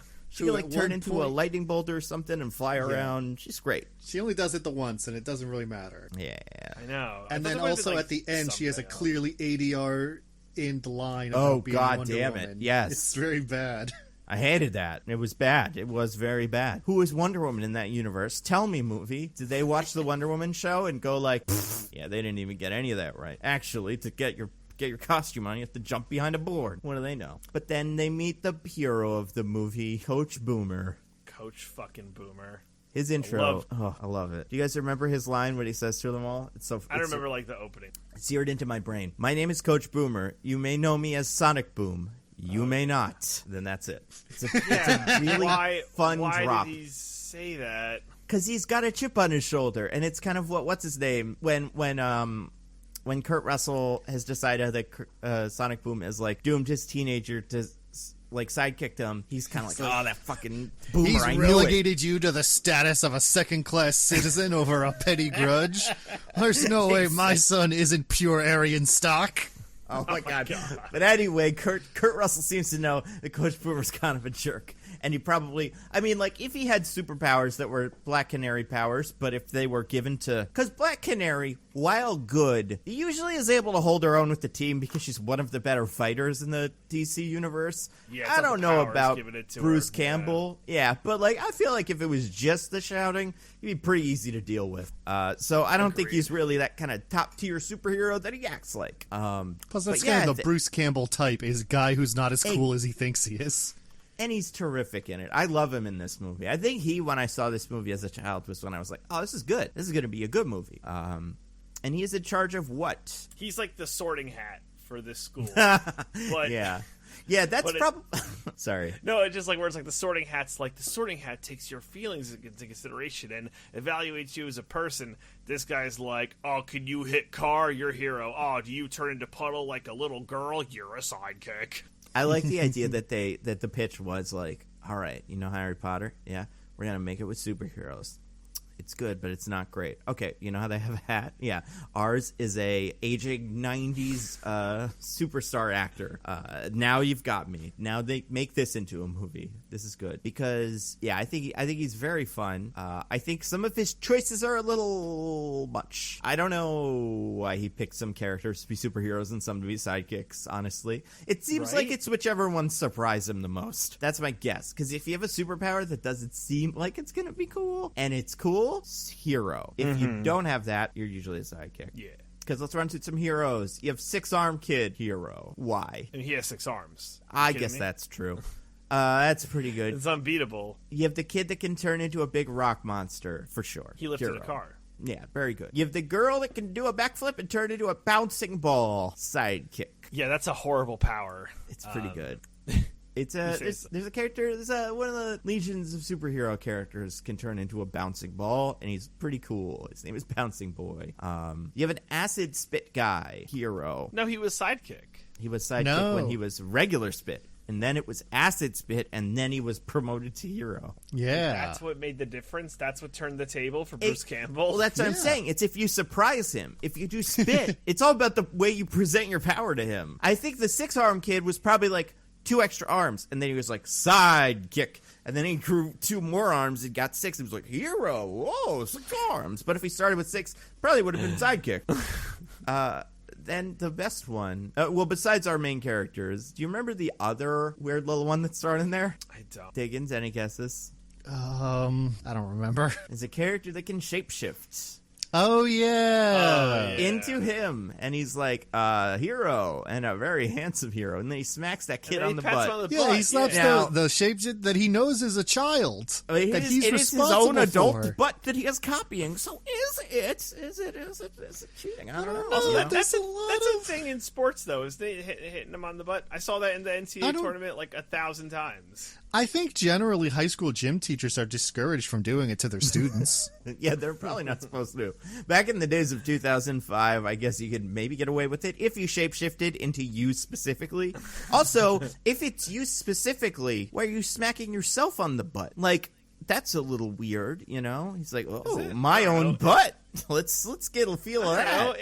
In fucking that is America's ass. Like, you know, I know he didn't Captain America didn't like give it a tap, but like, would it have been weird? That would have been so funny. Oh my god.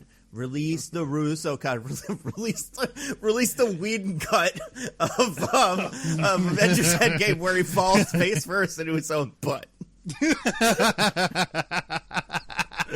They had to fire so many stuntmen who wouldn't do it.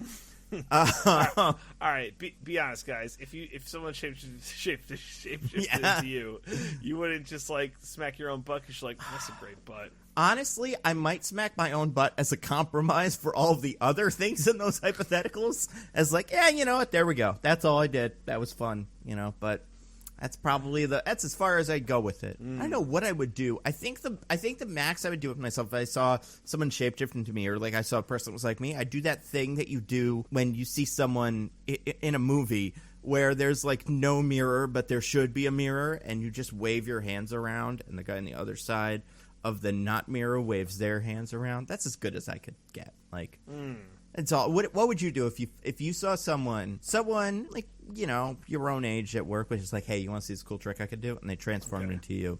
What are you doing? Screaming and running away. It's hideous. Oh man. All right, I'm gonna go with like a little outside the box here, but just roll with me, guys. Roll with me. Okay? I'm ready. Okay. All right. This is okay. I would. I mean, you edit this podcast, so take as many shots as you want, and cut the ones that don't work. No, we're going with it. One take, baby. Okay, I would say, like, with consent, like, hey, guys, would it be cool if we made out? Because I want to know if I'm a good kisser. Because you don't really get to know that. Kisser. Yeah, that's not you. That's them. He doesn't shape change into your kissing skills. He just shape changes into your body shape. But it's me, though, right? Like, there's probably, like, mouth shape and stuff that goes into that. Like, it's me, right? But how do you know how good your mouth shape is? Even if I kissed myself, I would just be like, yes, it's good. This is what I'm doing. I like it. Like, it wouldn't be like, it's about the kissee, not the kisser. So you're saying this is fundamentally flawed? Yeah, besides, I think DJ, everyone knows it's not the size of the wave, it's the motion of the ocean. Well, and I also think, like, if I mean, the answer is you would do, like, some sort of cool thing that you could only do with two people where you trick someone, where you'd go, like, into a room and then come out the other side of the, like, do like the Scooby-Doo hallway gag where you'd be like, okay, you're gonna go into one door and I'm gonna go into one door, and then I'm gonna be like, hey, someone else stand in the hallway, and then I'm gonna go into a door and you're gonna come out another door, and they'd be like, how did he get through both of those doors? That's the only acceptable thing to do with someone that is pretending to be you. Clone is a different story. I'd get rich doing the magic trick from The Prestige. Yes, that's the other thing. I mean, mine is the more simplified version of that, but yes, exactly that. But if it's a clone, I don't know, maybe you could kiss yourself. But again, it's all about, I would need notes. Someone would have to be telling me, like, no, you kiss too hard. And then I'd have to go like, okay, well, I need to get a clone of me to kiss me so I can feel what that's like. You know, like, but otherwise.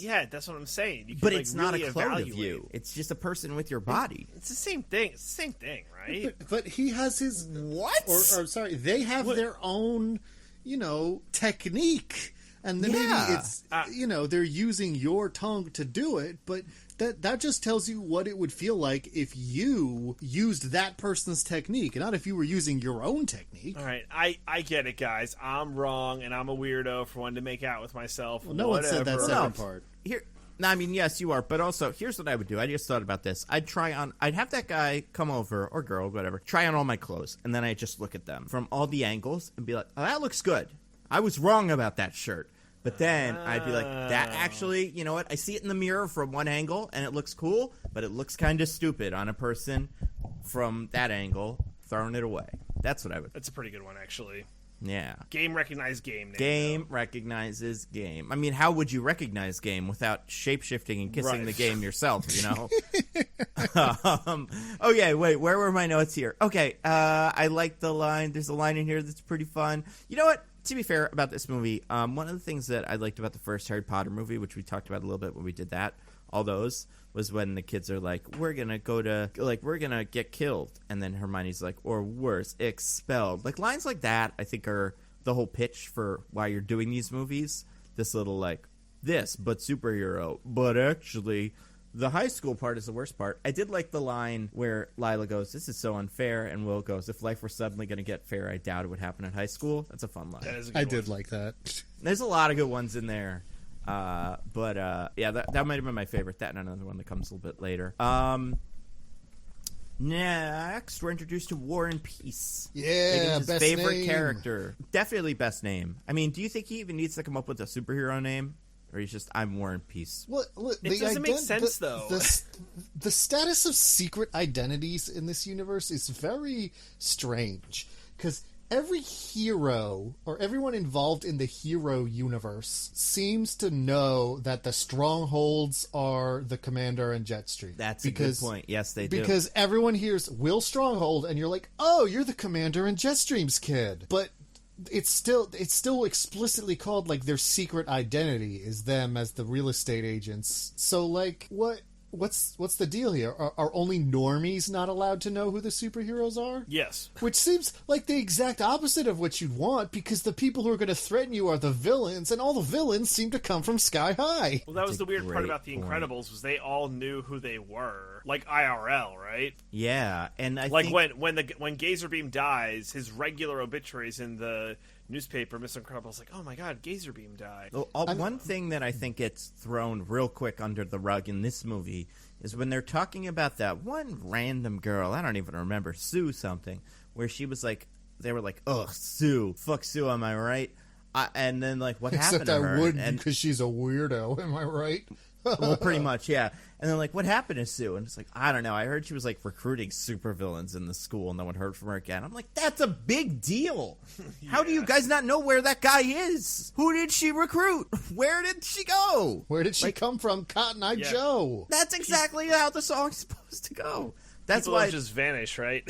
I mean, like, apparently, I think they just assumed that she was thrown into, like, you know, the negative zone and never heard from again. But, like, I don't know, man. That's a character we probably have to keep an eye on. So, yeah, I feel like if you can recruit supervillains from this school, and it's so little of a deal that it's something, it's not like Mr. Incredible or whatever his name is. You know, Kurt Russell is like, oh my god, that's Sue Tenney. She broke the cardinal rule of the... He's just like, oh, that fucking...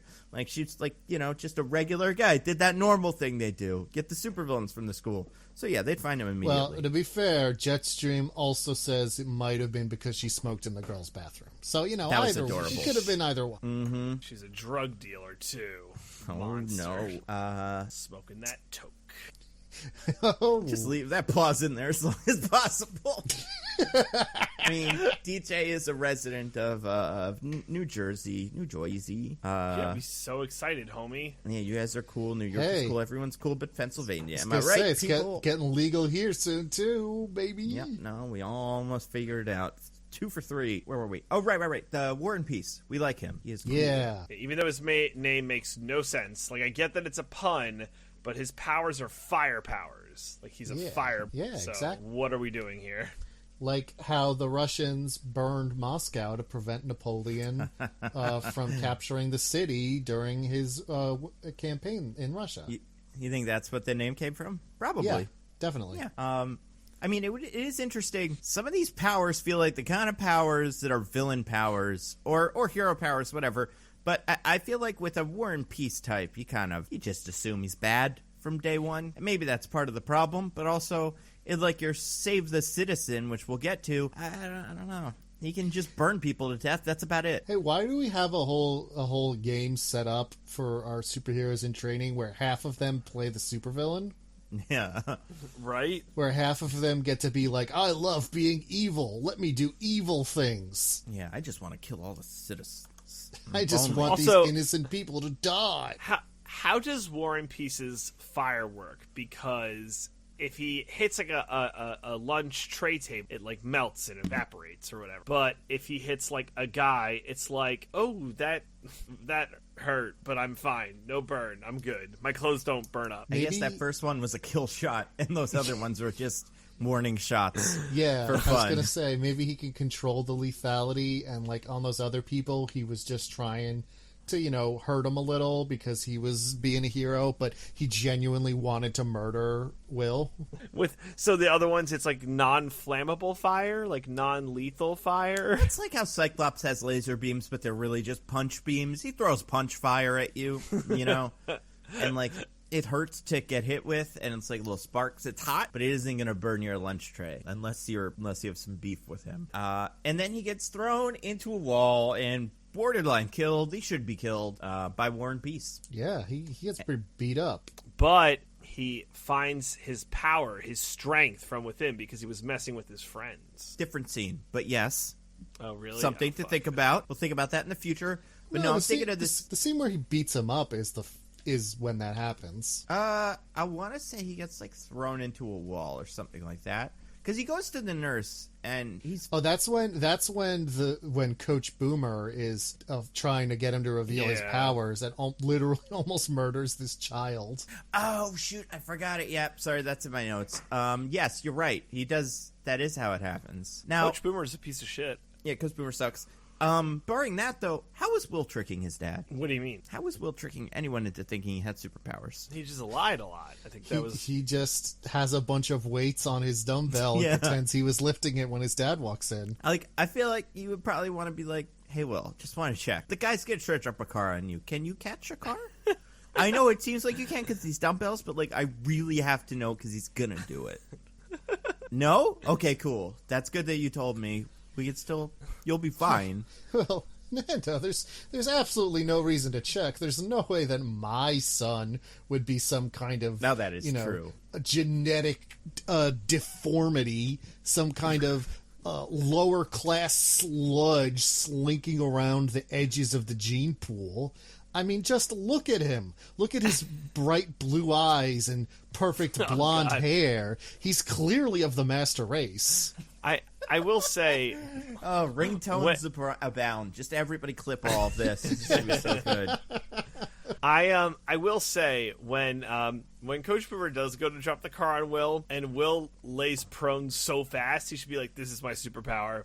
I can dodge a car. Yeah, I'm pretty fast. You know what they say, if you can dodge a car, you can dodge a ball. That's right. I could go prone so quickly. Like, you have no idea how quickly I can go prone. It's pretty superhuman. Regular people can't go prone this quick. Did you see my reaction speed? I was on the ground so fast. Well, Coach Boomer does yell car before he hits the button. He does yell car. I mean, he doesn't...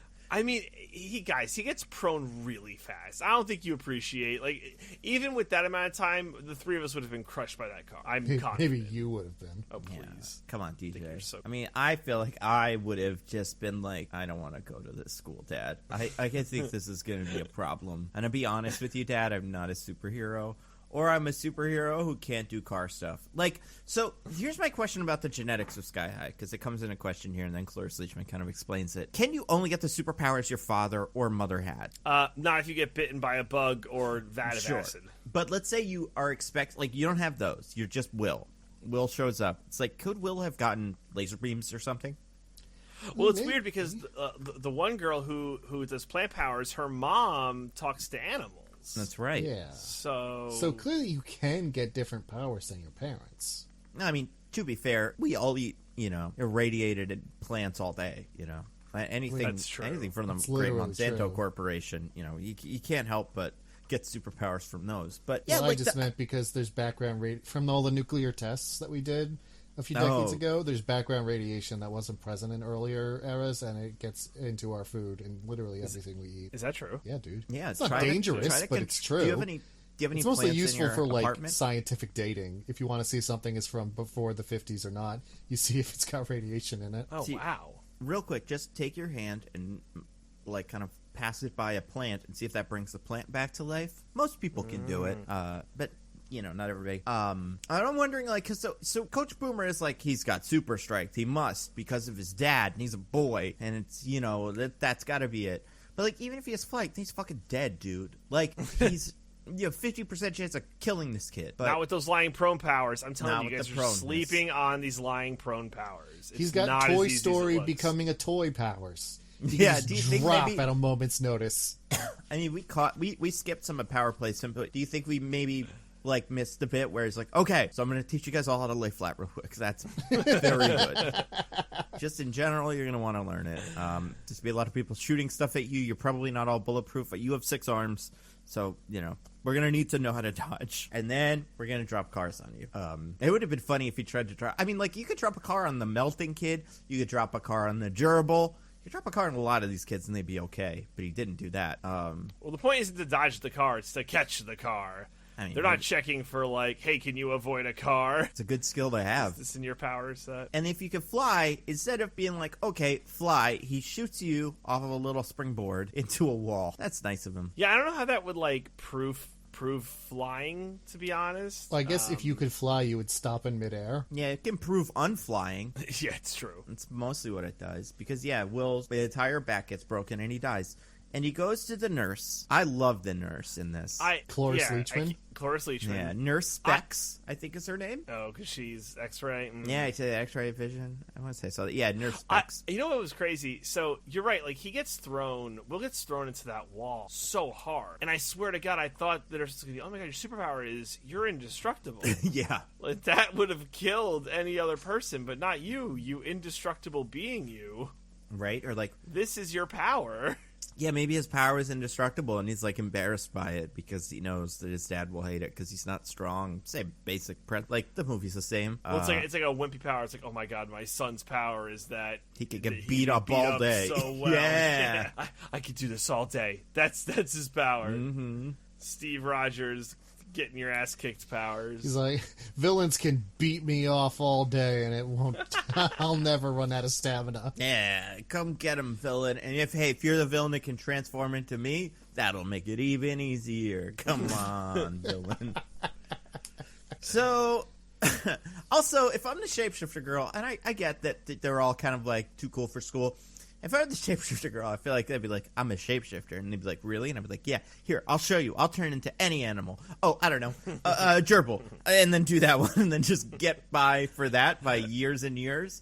And then all the students are like, I think she's going to turn into a gerbil. And everybody's too embarrassed to admit that they fucked up. So then you're a hero. And you just let your sidekick do it all because the sidekicks are pretty good. I like that a lot, actually. Unless you get the glow kid, then you're fucked. Like maybe the first kid could only transform into Coach Boomer. It's like, that's not very good. That's not better than Gerbil. That is all we ever see him do. So, it could be. He shouldn't be a hero. I guess he's hero of flattery, but not like... He's not going to be better suited for missions than the Gerbil girl. It's not like he gets Boomer's power. I mean, maybe he does. Who knows? Then we get Wait, are you saying you think he could only turn into Coach Boomer? I'm just saying we didn't see him turn into other things. So what's the... And we saw him turn to Coach Boomer multiple times. Twice, yeah. The That'd be an insane power that he could turn into Coach Boomer. That would be a bananas power. That'd be so great. Well, what if he was like, I'm going to transform into somebody, transform into Coach Boomer, and they was like, fuck, I can't transform into a different guy. I'm just this guy. Ugh.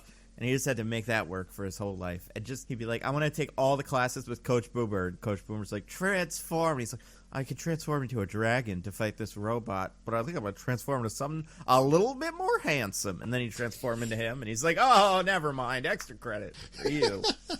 And then he pats you on the butt, and then that's a whole thing.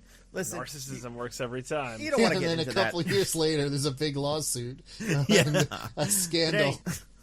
But anyway, 2 great things the nurse does. Number 1, she sinks a 3-pointer with garbage. And I liked how do you guys remember that? Yeah, she's like, oh, look, I made it. Yeah, she's like so proud modest of herself. I'm proud of her for it.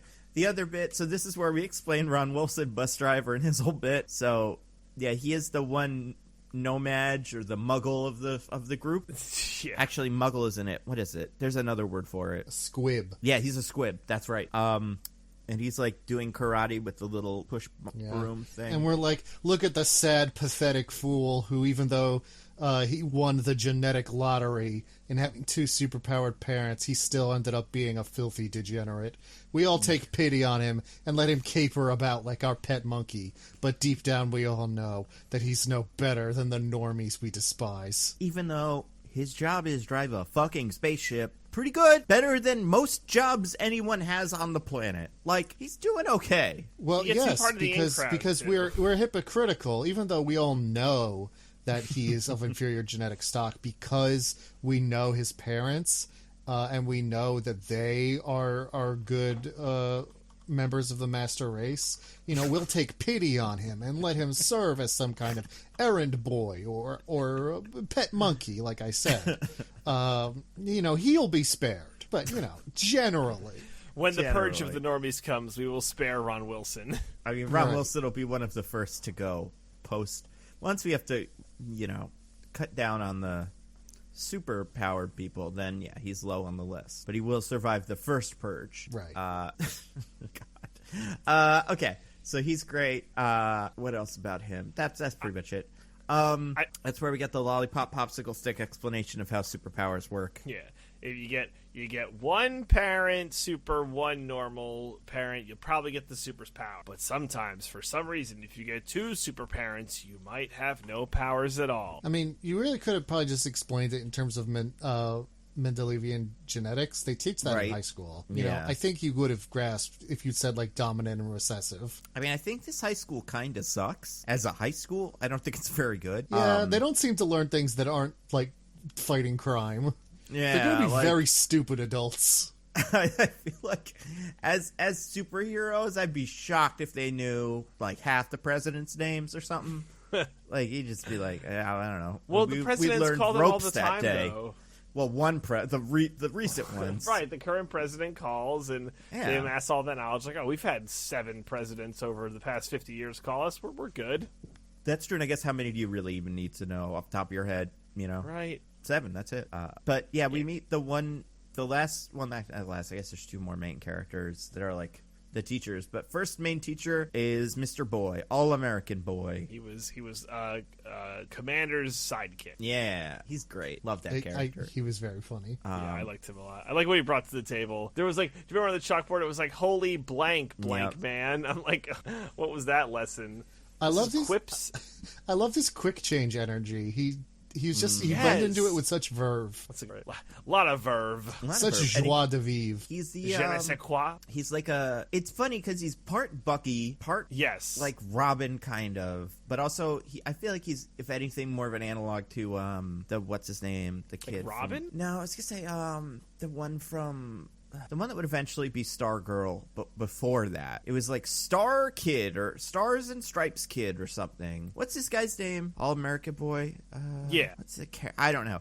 There's a character in the comics that's just like the kid, the Stars and Stripes Kid or something. The Star-Spangled Kid? Yes, that's who I'm thinking of, who eventually became Starboy. And then it's funny because Star-Spangled Kid was the superhero who had an adult sidekick who was like a big old guy. And then that character got the Star Rod and then kind of transformed into Stargirl or Starman. And then the kid got a robot, or the adult got a robot to keep up with the kid. And that character was named Stripesy and then just Stripes. It's a weird sounds like a Venture Bros. It does, right? A lot of this. Once you get to this part of the movie, it does get very Venture Bros-y, where they start doing holy, Batman class to the kids and stuff. And this guy, whatever his name is, Nicholas Braun. No, that's the kid from. I have a couple IMDb tabs open. That's the one who I think is Shia LaBeouf, but no one agrees with me. Dave Foley, he is Flick in A Bug's Life, but also he's one of the Kids in the Hall guys. Much like the other dude whose name I can't remember, but Pleakley, who is the other character that we haven't met yet, who plays Mr. Medulla, Kevin McDonald. Which makes sense why those guys were friends. Yeah, he's one of those guys that pops up all the time in voice work and stuff. He's great. He's very funny. Also, one of my favorite cutaway jokes in the movie was at his hands. Which one? Almost all my favorite cutaway jokes in the movie were him. Which one was yours? Let me guess. You can guess. Okay, here's my. I'm obviously between 2 that are the 2, but my guess is when he's convincing Coach Boomer to go on the date. Or the way around, but yes. That one, so that scene's very funny. The other one, obviously, is Save the Citizen, when one was like, remember when we used real ones? Yeah, that was weird. That was a very fun scene. Can you imagine that, by the way? They kidnap people? Was it a volunteer program? Well, DJ, let's not go around describing normies as people. Yeah, it's a slippery slope. They're just citizens, They might not even count. That's true. They just live. Yeah, exactly. I mean, we save them because it's something to do, mostly. You get bored on the weekend. It's like, we'll save some citizens. Yeah, let's go hit up the citizens. Anybody got anything? Anybody have over some spikes? Make a weekend out of it.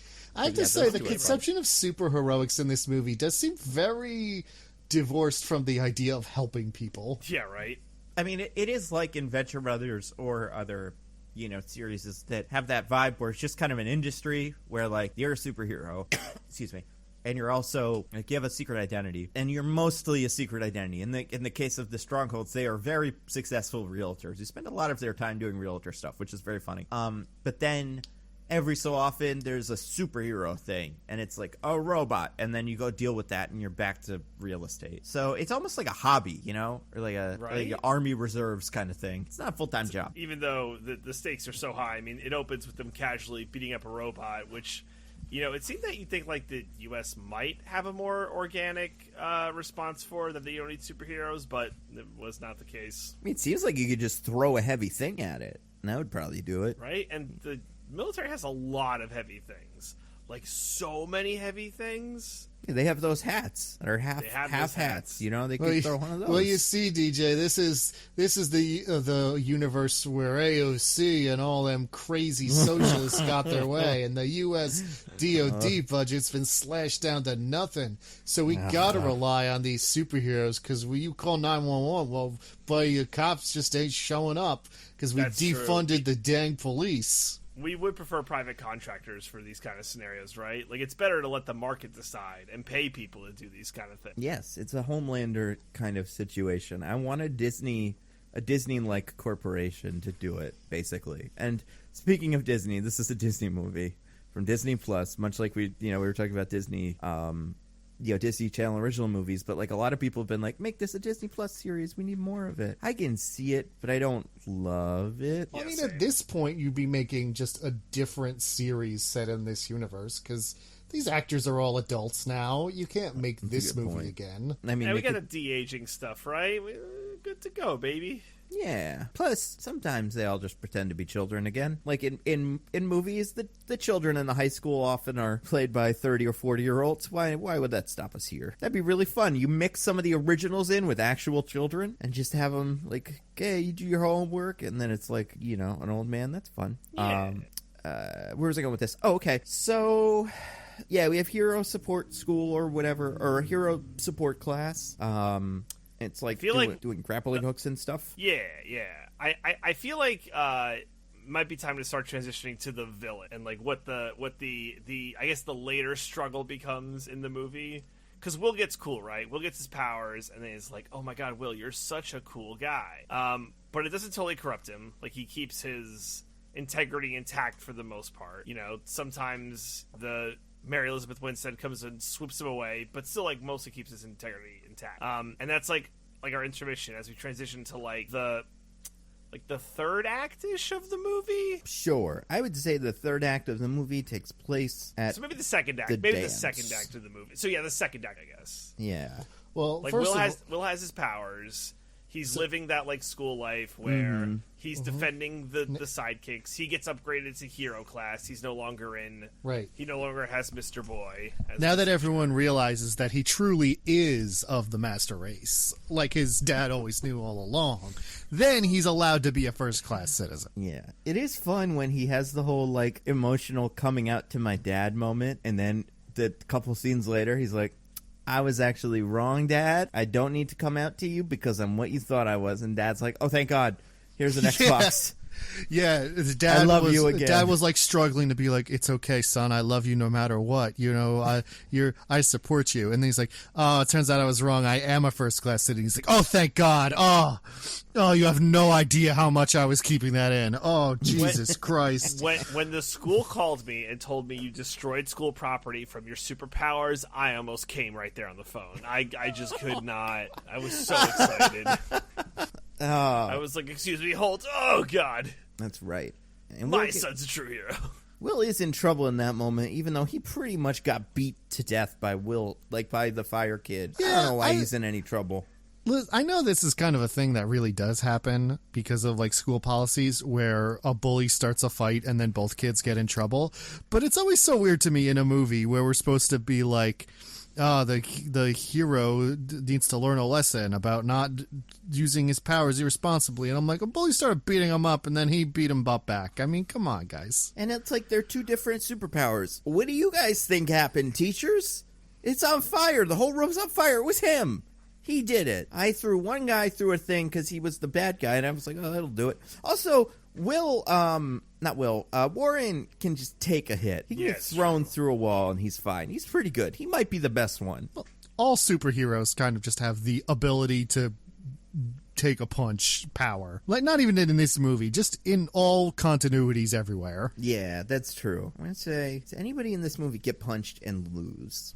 Just like, oh, I've been punched too hard. I don't think so. What's her name gets punched pretty hard. A certain character later. That's how she is beaten, but it takes a couple of punches. Yeah, and there's super punch. Yeah, they're good punches. All right, so yeah, Will gets an Xbox. Everything's great. And then he also gets a girlfriend. Yes. Mm-hmm. In fact, his girlfriend shows up at his parents' house unannounced. Somehow she knows where he lives. I'd think that's weird, but I don't know. That's me. Oh, can I throw something? Oh, I'm sorry. Go ahead, Diggins. I just have something I'd like to share. And his parents' reaction to this girl, like 3 years older than him, showing up unannounced at their house is like, I can't believe our son's already got a hot girlfriend. I mean... Oh, they're so happy. It's 50-50 that, right? Mom is like, I can't believe he's got a hot girlfriend. And Dad is like, I want to fuck that child. Dad is very into this child. Too much. So. Yeah, there's enough of it that I'm like, I'd be a little worried if I were Jetstream. I'd want to like at least sit down and talk to him. I mean, it's one of those situations where it's such a confusing bunch of bullshit, which we'll get to, that I'm like, oh, maybe he like kind of half knew all along that it was but they all hated her anyway, so it doesn't really fit anyway. Should we say what the thing is? All right. Well, I mean, we're 2 hours. We're 2+ hours. Yeah, fuck it. Like, all right. Who's the villain in the movie, DJ? Okay. So, Mary Elizabeth Winstead. It turns out that she is the villain of the movie. I never would have suspected. I don't believe it. I knew when she came to dinner that she was the bad guy. I knew it, and then I texted you guys. I knew it in capital letters to confirm when it actually happened. I knew she was the villain when she walked on screen. Yeah, I think I would have known she was the villain the moment I saw her, and I was like, oh, that's an actress. Like, that's a person. All the rest of these guys are Disney Channel guys. They hired an actor for this villain bit. I knew she was the villain when they introduced an obvious love interest in the first 5 minutes of the movie, and then they introduced another girl he was interested in, and I was like, oh, okay, so that's the villain. Because this is a superhero movie in addition to a teen movie. So she's going to turn out to be a jerk, which means she's the villain. I don't remember when it would have happened, but I think I would have known she was the villain the time we saw a different villain in flashbacks with a mask on, and then I'm like, oh yeah, never mind. We're hiding someone's something or something like that, so it's probably one of the characters that it would least likely be, and it's probably the one that doesn't have superpowers that would make them clearly that person, so I guess it's her. I was so proud of myself. I'm proud of you. No, I think you did a good job. So she's not just a villain. Yeah. She is complicated. Yeah. So her name. So when she's at dinner with the Strongholds, they like have like a Daddy Stronghold is like, let's look at your books. And I think she's like, she wants to do that as part of the party planning committee or some shit. And they happen upon a girl named Sue Tenney, who is a nerd, guys. Yeah, she sucks. She has glasses. Allegedly. Oh, God, nerd. Like, the dad basically like, oh, man, remember how unfuckable that chick was? Ugh. Yeah, that's pretty good. But then, so, I mean, obviously it's her, but who cares? Because that's pretty, she's wearing glasses. It's superheroes. That's how it works. Why is she at the school? So, this is like bananas, but it turns out that in that first tussle that Commander had with what was the superhero villain name? Royal Pain. So the like first contact with Royal Pain, it was like a ray that they're like, we didn't know what the ray did. But apparently it turned you into a baby. So she was. If only there was some hint in the name of the gun. Yeah, the pacifier. Sorry. That could be anything, though. A good hint. A hint. Something that points to baby. Who could have known? So it turns out that she went from a 17-year-old to a toddler, baby. And then she was re-raised and reinserted into high school. And by the dean from Community. Yes. He's in there, too, with glasses on sometimes, and he looks pretty funny. Loved him. So Diggins and I were actually talking about this. We were trying to figure out how the math works with how she would have been part of the school, and it actually doesn't make a lot of sense, guys. What doesn't make sense about it? I think it makes sense. So, how old do you think Kurt Russell and Jetstream are in this? I'd say like mid to late 40s. Right? I think that's what they're going for. Exactly. But if they were contemporaries with Mary Elizabeth Winstead, who is, Royal Payne, who is 17 twice over, she'd be 34. Yeah, but so that's why she could be that. Did that fight happen when they were both 17? Oh, you're saying like maybe the fight happened. Well, no, yeah, because she disappeared before graduation. Well, yeah, but then she showed back up as a supervillain with a robot head on. They didn't know it was her. But also, so, I feel like, but also when he's talking about the story about fighting Royal Pain and getting the pacifier, the dad says that's the first time that he and his mom ever teamed up, and they knew each other in high school. So it has to have been pretty early in their hero careers. I don't know. Maybe they just were superheroes separately, and then they were like, you know what? I've heard that before from people where they re-meet at a high school reunion, and they're like, oh, you know what? We should date, actually. I think that's it. I think Royal Pain was turned into a baby again in her late 20s, and then happened to be that age for the whole thing. Interesting. That's my guess. Because I do think it probably took that character some time to transition from hero to villain. To become the Iron Man Joker hybrid that character is supposed to be or whatever. That's my guess. Because, it seems like if you turn a 100-year-old and a 25-year-old, if you hit them both with that ray, they both turn 0. Now, the thing about it that's strange, I guess there's two things. The first thing that's strange about it is that, does she get her memories from babiness? Probably not, right? Oh, wow. Yeah, is there just a gap there? She's raised again from scratch, because that's her plan, is she's going to re-raise all the kids, but this time as evil. As villains, yeah. Even though the kid with the giant head, the one Pleakley, he still has his brain, but that's just because he's a super scientist guy. Maybe he was just always like that as a baby. Yeah, that's true. My bigger question. So she has this whole bit because in the beginning it kind of seems like she's her daughter, and it doesn't seem like that to us, but it seems like that's the characters in the movie. Incredible assumption on his part, on Will's part, that it's her daughter.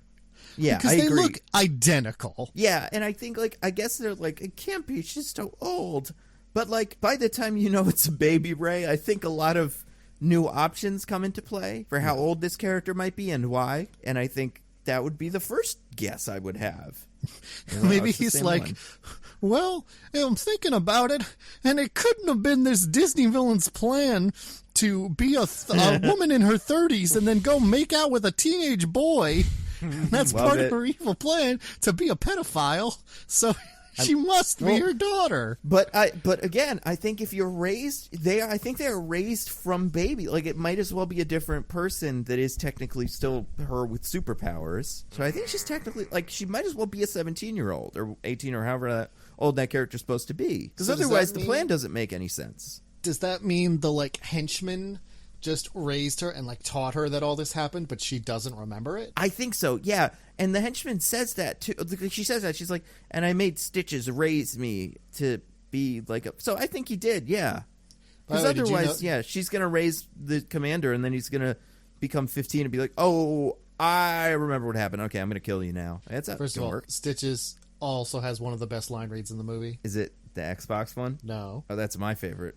It's not yours? When he's Stitches. It's the one scene where he's not Stitches. Oh yeah, that is a really good one. You want to say it? Yeah, well, it's when Will walks Gwen home and she asks him to homecoming. Then he, as her dad, opens up the door. It's just staring him down are you the one with 6 arms? No, just the 2. Keep him to yourself. Just closes the door. Yeah. So good. By the way, did you know that was Jim Rash, the dean from Community?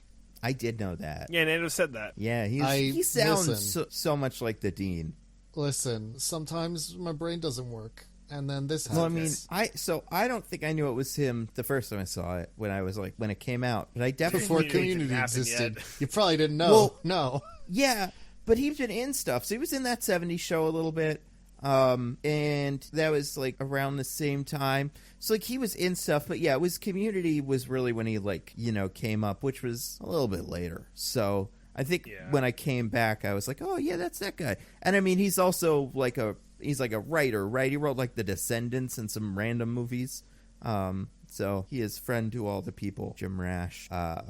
Where was I going with this? Oh, I was gonna say my favorite line with him is when they're looking through the robot eye at the like, you know, spying on the Batcave, and someone's like, I think the Stitches is like, they got him an Xbox, and then he's like, yes.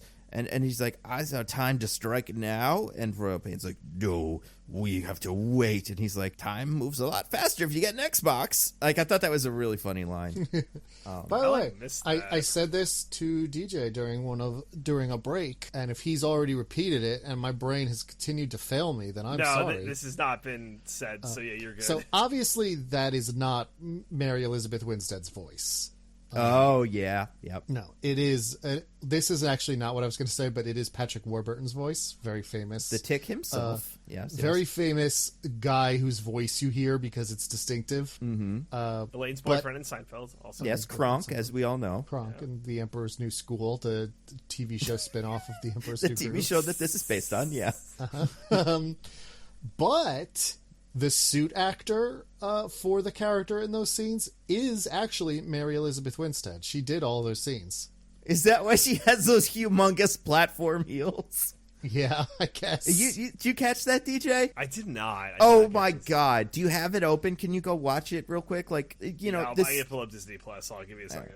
Just a second. So there's it's a when scene she's where walking down the stairs giving an evil speech to a actually fairly Kurt Russell-like baby.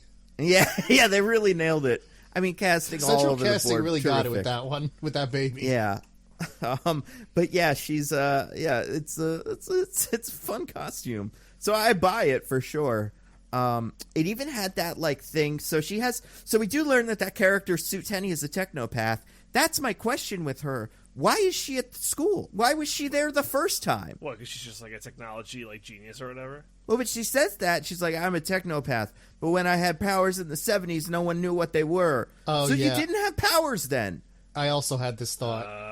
Well, maybe like, they consider her to be like she didn't have powers, but she was good at she was a big nerd who was good at building stuff. So maybe she could be one of those second-rate heroes who just like makes their own stuff or something. That's a good point. Yeah, I mean, she was just missing the big giant head. You need a big giant head, and then you're like a superpower scientist. But otherwise, it was the 70s, so she could probably like turn on a light switch using her technopathy without touching it, and everybody was like, oh yeah, it's a cool power. And she's like, I think this is something else, but right now we just have light switches and record players, and I can do the record player too. Yep.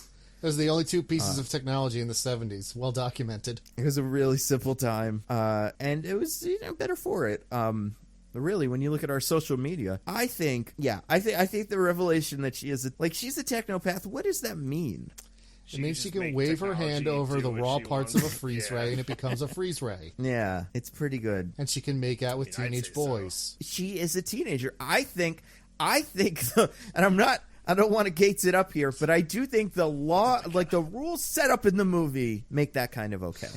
Nando is waving around his own laminated copy of the Romeo and Juliet law. I'm just saying, the Romeo and Juliet clause in Sky Highville has enough. What famous literary character gets reverted into a baby? Benjamin Button. He raised around his Benjamin Button card. Yeah. Listen. If you are a baby, I guess you get reverted in age to a baby and grow back into a teenager, you're allowed to make out with all the teenagers you want. That's the law. I guess if whatever his name was, Crinkles or whatever, never told her she was an adult before, then it would be okay. If he tells her, then it's wrong. But if she just raised a 17-year-old, then we're cool. Like that, she clearly knows she was an adult before. I'm saying, but I'm just saying. It's more of the scope of the plan and the implications of the de-aging, I think, are really fishy in the end of the movie, and it does, I don't know, it's funny. Although I do like that line where Will finds out she's, what's her name? And he has disgust because he made out with an old lady. Another fun line. Oh, I made out with an old lady. Yeah. That was funny. No. It's like, I'm going to have trauma about this for years to come. What'd you say? I'm going to have trauma about this for years to come. I was taken advantage of by an adult. Yeah, not great. It's But bad. also, Not if you great look at indeed. this laminated card I keep with myself, she was also a child just like me. She is Iron Man too, but she also has a gun that turns you into babies. The gun malfunctioned and killed her, as far as everyone knew, except it turned her into a baby. Yeah, they must not have really examined that, like, after Will's dad punched her, he must have really not looked at the resulting suit of armor very hard. Not to notice the baby. I was gonna say, it seems like Will's dad's really concentrating on the trophies, and he just picked up that gun and was like, "This is so awesome," and then left, and he didn't even see if he killed the bad guy or the henchman who was there. Like, Right? And made off with the baby. Yeah, he doesn't even pick try the baby to up and arrest the ran. henchman. But maybe that's probably just part because henchmen are the sidekicks of villains. So maybe Oh he's my like, God. I mean, Lessers, you're barely a person. So like, whatever. It doesn't matter if you get away.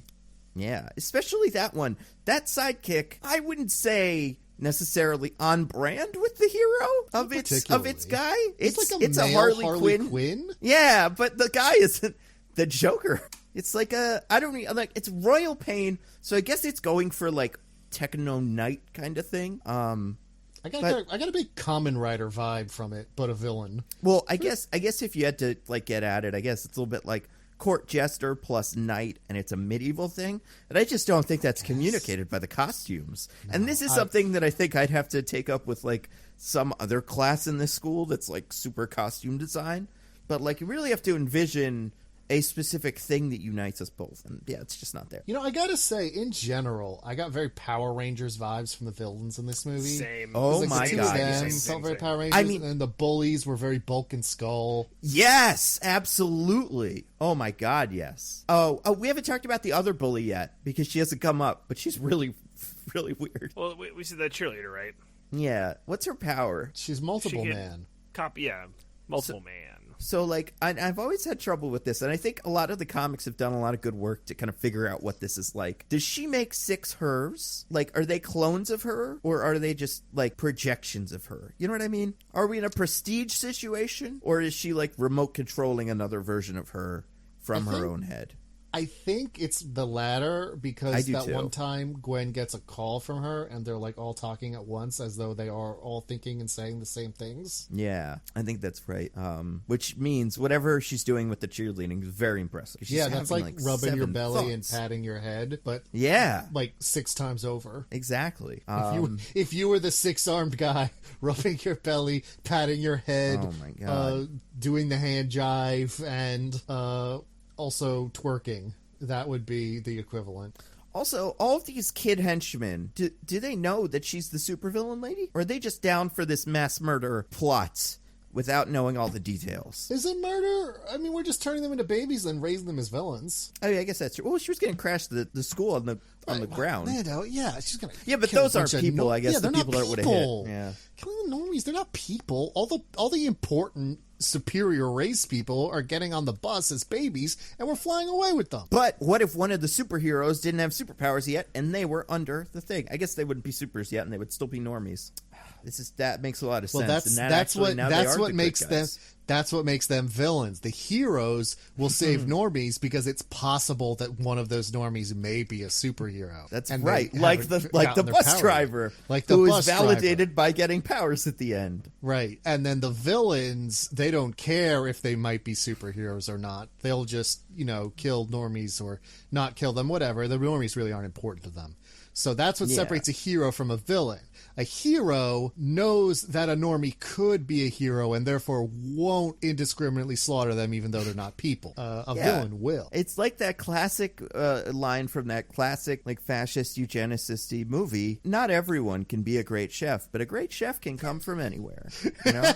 Exactly. Yes, exactly. That's what I always say. Well, okay, hold on real quick. Remember the bit where they're putting them on? They make a little baby roller coaster for the baby seat things. That's pretty good. Extremely good shot. Yeah, that's adorable. And then putting them together and being like, I'm closing it. I'm putting a button, you say. That's very fun. Hey, listen, as someone who's been watching his baby niece for the past couple days, those things are actually pretty hard. So you know what? I'm with Royal Pain on this one. They're tough. Yeah. What'd you think of the finale? DJ, what'd you think? Who do you think should have won? Heroes or the villains? Or the people? Not the people, but the heroes or the villains? By competence, really the villain should have won. So basically, Royal Pain gets the strongholds to like come to the homecoming, where she unleashes her evil plan to use the pacifier on everybody. What's crazy to me is she uses it on Kurt Russell, and he just takes it like, oh, I'm strong. And he turns into a babe. Jetstream flies right at Royal Pain, and Royal Pain just like shoots her. Oh, yeah. There's no strategy by any of the supers. It's crazy how incompetent this school of superheroes are. It's a miracle that Jetstream lived this long, considering there are supervillains with guns, I'm assuming, that have happened before this, that would have torn her to shreds. Like, Kurt Russell gets thrown into the robot, and then she has to clean up the mess, and then just everybody shoots her. She dies. I don't know. But don't worry, All-American Boy leaps into the air and saves baby Jetstream, catches her, and then admits to the baby her that he always loved her, thus increasing the pedophilic themes of this movie. Yeah, that's pretty good. That is she a baby, though?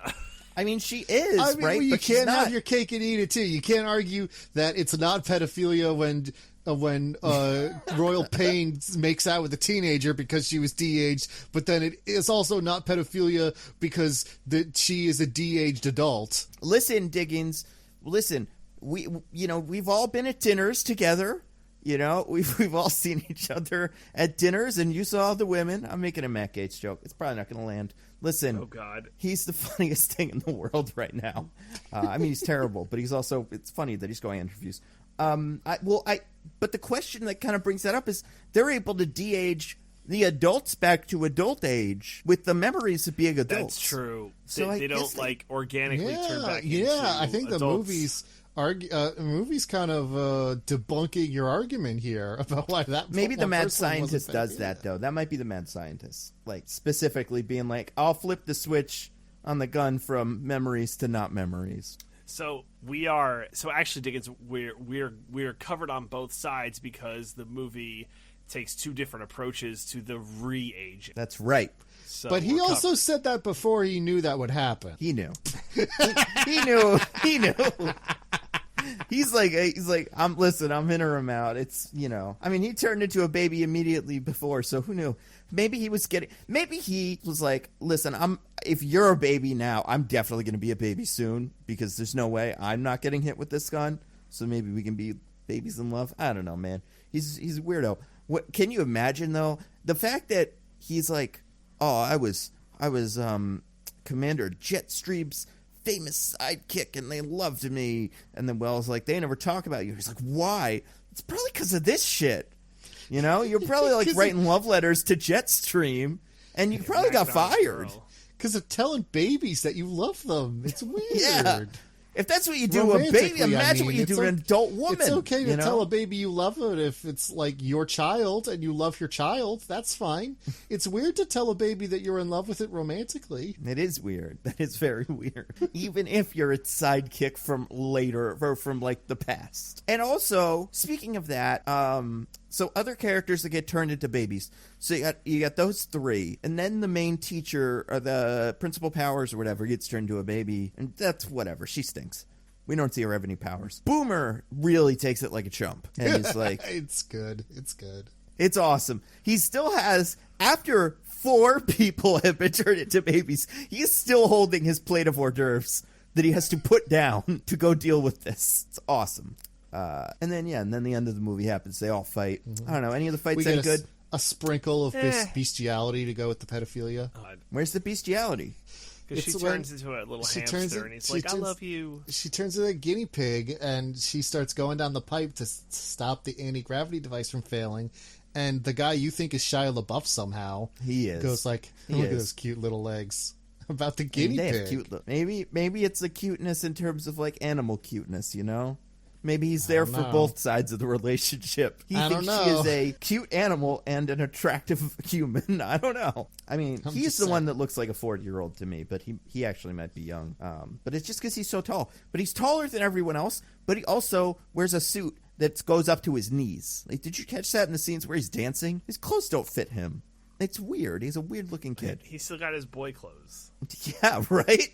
Mr. Pretty much. Boy. His mom still makes him wear his knickerbockers. It looks great. Like, it's a look, you know? It was very 2005. I remember 2005. We were all wearing our knickerbockers to school. One of the fights that really got me was the kid that is a puddle fighting Mr. Fantastic. I think he kills him, right? Mr. Fantastic dies in that moment. Yeah, he's dead. Yeah, definitely. Absolutely. That's pretty good of him. He could be the villain of the next one. Well, he's the one there's many puddles of him around, too. So actually, he probably should be the villain of the next one. Well, he's the only, in the entire movie, he's the only genetic inferior to get one over on one of the master race. I mean, are we not counting the plant girl as an inferior? No, because she is a regular hero who inherited her good genes from her superhero parent. She just objects to the whole system and refuses to demonstrate her powers, and that's why she ends up as a sidekick. What about when the hamster claws through chews through the wire? That's pretty good. Well, yeah, that saves the day, but it's not defeating a villain. That's just, solving a problem. That's different. Sidekicks are allowed to solve problems. I mean, listen, it's a problem in the sense that the school was about to crush a house. Right, but she's not the one who's punching a villain and making them not be conscious anymore. Ooh, but what about the bus driver? He beats up a henchman. He beats up a henchman. No, but he becomes a no, but I'm talking about Diggins' thing. I assume the henchman has superpowers? No, I guess not. We don't see any. He seems to just be a guy who dresses up weird. So wait, he's not part of the super community? He's just like a groupie? I mean, I would assume not, because no one knows who he is. Like, as far as a community of 30 people goes, which is what this whole universe kind of seems like, it's crazy how many people they don't know and are able to just be like, oh yeah, I guess that's, I don't know, Clowno. We haven't seen him in a while, right? What happened to him? I don't know. He's gone. He has a baby now. Isn't that weird? That baby that showed up that day, that gum we called a pacifier exploded on our villain that died. Weird Clowno. Don't trust him, but maybe he's just a weirdo and everyone's like, just avoid him. He's weird. Yeah, it's pretty good. Oh, cameos. Did you guys notice the family members? No. In the house. How someone gets You mean crushed. SpongeBob SquarePants himself? That's right. Yeah, Tom Kenny is back, baby. And by back, I mean he's here, finally. Performing for you. Yeah. Yeah. He would be so good in the Donkey Kong crew. He's a good voice actor. So much that I can hear his voice speaking as a person, not as a sponge, and I'm like, I know who that is, but there's still a lot of character that I'm not hearing, very impressive. It's not like the Pleakley guy where I'm like, oh, he's doing Pleakley and that's how he also talks. Like, yeah, it's not like him or Patrick Warburton where you hear Patrick Warburton talk and it's like, oh, he just gets all these voice acting jobs because he sounds like that and it's cool. Exactly. Yeah. So really, I mean, Tom Kenny came in here and made Pleakley and Kronk look like losers, is what I'm saying. And then the end of the movie happens, and then they get the award because it already has their names on it. That part's cute. Or what's his name's like? I mean, the award was a plot, but it's inscribed, so you can have it. But and then they give it to the real heroes. Yeah, you guys are some of the good ones. When the purges come, you'll be spared. I thought it was funny how he didn't give it to All-American Boy, or whatever his name is. How he, kind of almost turns away from him to give it to the kids. I think they don't like each other because of how much he creeps on his wife. That's possible. Although he does give All-American Boy my favorite line, read. Not my favorite line, but my favorite line, read. Mm-hmm. Which was when they're going to leave, the commander...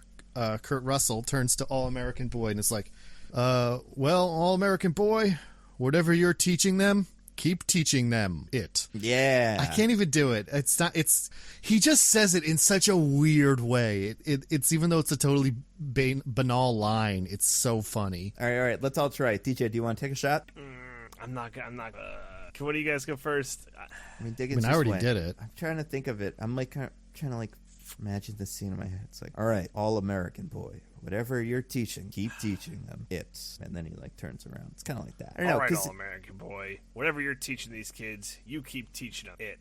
Or I guess it's great. It is a good line. I think there's a lot of those. It's clunky, that one specifically, I think. There's an off-screen line. There's a lot of off-screen lines that are fun, too. Even, like, the Wonder Woman one's stupid. But there's a lot of other ones where, like, we come into a scene or out of a scene and a character says something, like, silly. You know what I'm talking about? Kinda. Like, for instance, so Gwen meets the kids the second time, I guess, because she meets them the first time doing the tour. Second time she meets them in the hallway. And she compliments Lila's skirt. And then as the scene ends and we're transitioning to the next scene, Lila's like, I don't think she liked my skirt. I was like, that's a funny line. Way to go, movie. It's a good movie. All in all, great movie. Yeah. Yeah, the Mr. Boy gets a kiss. On the cheek. Maybe Mr. Stronghold is into it, you know? Maybe this is a little game for him. I hope so. Yeah, so all in all, I think this is better than 42, but not as good as 61. Right in between.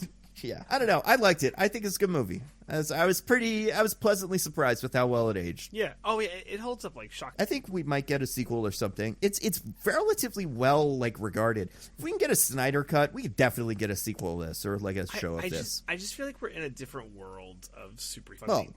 Yeah, sure. But I think Disney could use this to springboard superhero high school to show like a High School Musical kind of completely different thing, but just like we like superheroes and we like children's shows, so let's mush one together. Right. Because they made that one where it's like, what if Cruella de Vil had a daughter and stuff, so I'm surprised they haven't made this yet. Yeah, fair enough. Any other thoughts on Sky High? It's a good movie. If you haven't seen it, I'd recommend it. And if you have, give it another watch. It's a fun time. It's worth your time, I'd say. What if you've seen it twice? Watch it a third time? No. Just keep watching it until your eyes burn out. Two, and then you're done. That's it. Okay. That's fair. Watch it every 10 years and go, yeah, this holds up. I liked it then, and I like it now. All right. Well, do you guys want to get to our classic segment then? Yes. All right. DJ, do you have anything to recommend? I do. So I will say, and this isn't a recommendation, but I just want to call it out. DIggins, and I told you this before the podcast, Disco Elysium is amazing. I love it. It's a great recommendation by you. So I'm just saying this to say you were right. Everyone should go get Disco Elysium. It rocks. I love it. That's not my rec, though. So I get two recs. One is a TV show. It's a Netflix show. So Michelle and I just kind of scrounged Netflix for like different cooking shows to watch, and we found one called The Final Table. Never heard of this. New show. What is this? Yeah. So it's like they get it's a dozen teams of chefs, teams of two, so 24 chefs, and they're all chefs from around the world, and like they're different teams, and they're teamed up from like different countries. There's a couple teams that are like the same country. Like there's an American team, there's an Australian team, but that's pretty much it. And every week there's a country, and you have to make like the signature dish from that country, and they get like these different celebrities who represent that country to come and try your food. And then if you're in the bottom three, your team has to make a dish from a signature ingredient from that country, chosen by like a really good chef from that country. So it's really fun to watch. It's these chefs are like really, really good chefs. They're not like Food Network celebrity chefs. Like the food they're making is so elegant and so good. Like they're all Michelin star chefs, and it's just like really fun to watch. You're like, I'll never eat anything that good. But it's like fun to watch if you're into cooking shows. So where did you find this? It's on Netflix. Oh. Anybody we might know on it? Any famous chefs? Anybody we'd be like, oh yeah, that guy? No. Which is kind of cool. It's like you haven't heard of any of these people, and it like for some reason like feels more authentic. That's true. Yeah, it's that like is nice. Guy Fieri's rolling up, and you're like, oh, this is so fake. Mm-hmm. I haven't gotten to the American episode yet, so I'm curious who they pick for like the dignitaries and stuff like that. What's our signature ingredient? Corn. So microwave. Cholesterol. Yeah, corn syrup. I think is definitely on there. Cheese that can't legally be called cheese. I'll let you guys know when I get there. So that's one. And then the other's a board game that I got recently that Michelle and I started playing. It's going to be really hard to explain. It's like a very visual game. So it's a 2-player game. It's called Curious Cargo. And there's a shut up and sit down video on it that you can watch, and that's how I found out about this game. But basically you have this like little board, and you each play on this board, and you're trying to get you're connecting tubes from like pipes, and you're connecting them from like machines to the edge of your board. And then what you do is you ship trucks of different lengths up the edge of your board to put goods in the trucks. But the tricky part is your board is touching your opponent's board, and before you can score your truck goes through your opponent's facility, and they can steal goods off of your truck depending on how you built your pipes, and vice versa, you could steal goods from your opponent's truck. Oh my god! It's really hard to describe because it's a visual game, but it's like a really good 2-player game if like you're looking for like head-to-head games like that. I kind of compare it to Azul only in that it's a very visual game. Like you have to lay out pipe sequencing. There's also like a railroad drawing game that I can't remember the name of. That's kind of like this, but the same developer as Curious Cargo. But it's fun because it's got like a lot of replayability because they give you like a lot of different maps and all the maps are double-sided. So I think there's a total of like 10 different maps or like factories you could use. And it's like really fun to play. It's very tactile. And you could like overlay pipes with other pipes if you want like a new strategy midway through the game where it's like, oh, I drew one that's like way better. Again, it's like really hard to describe. Check out the Shut Up and Sit Down video on Curious Cargo. It's very, very good. But Michelle and I have been playing that a bunch, and been having like a lot of fun with it. So yeah, nice. Curious Cargo. Find it at your local game store. You ask them, they'll find it, or like Cool Stuff Inc. or whatever websites use. Cool. Diggins, what about you? Yeah, I just have one quick rec today. I've been keeping up with my weekly Criterion challenge, watching movies in the I haven't mentioned it because I'm trying to only mention them when I really like the movie. And, I'm enjoying myself, but they're not always all-timers. But this one I really enjoyed, and I think it's worth watching if you have any fondness for the genre, because it is one of the first kind of romantic comedies as we understand them today, made in Hollywood. Or at least it's one of the most iconic ones. It's kind of codified a lot of the tropes you would see get used over and over again, to the point where now they're like utter cliches, like running away from the wedding to the wrong person at the end, or the kind of two people who hate each other but then as they spend time together they fall in love, all that kind of stuff. It's called It Happened One Night. It's a very famous movie. It hardly needs my recommendation. It's directed by Frank Capra, and it stars Clark Gable and Claudette Colbert.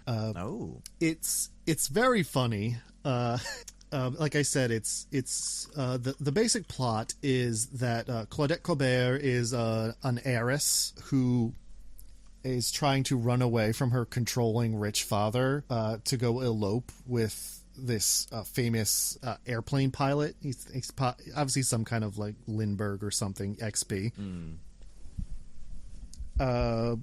But to get away from, she has to get to New York to get to him, and she like jumps off her dad's yacht in Florida. So she's trying to surreptitiously sneak her way up to New York without all the detectives, and Pinkertons and stuff that her dad has hired finding her. So she ends up on this bus line where a reporter recognizes her.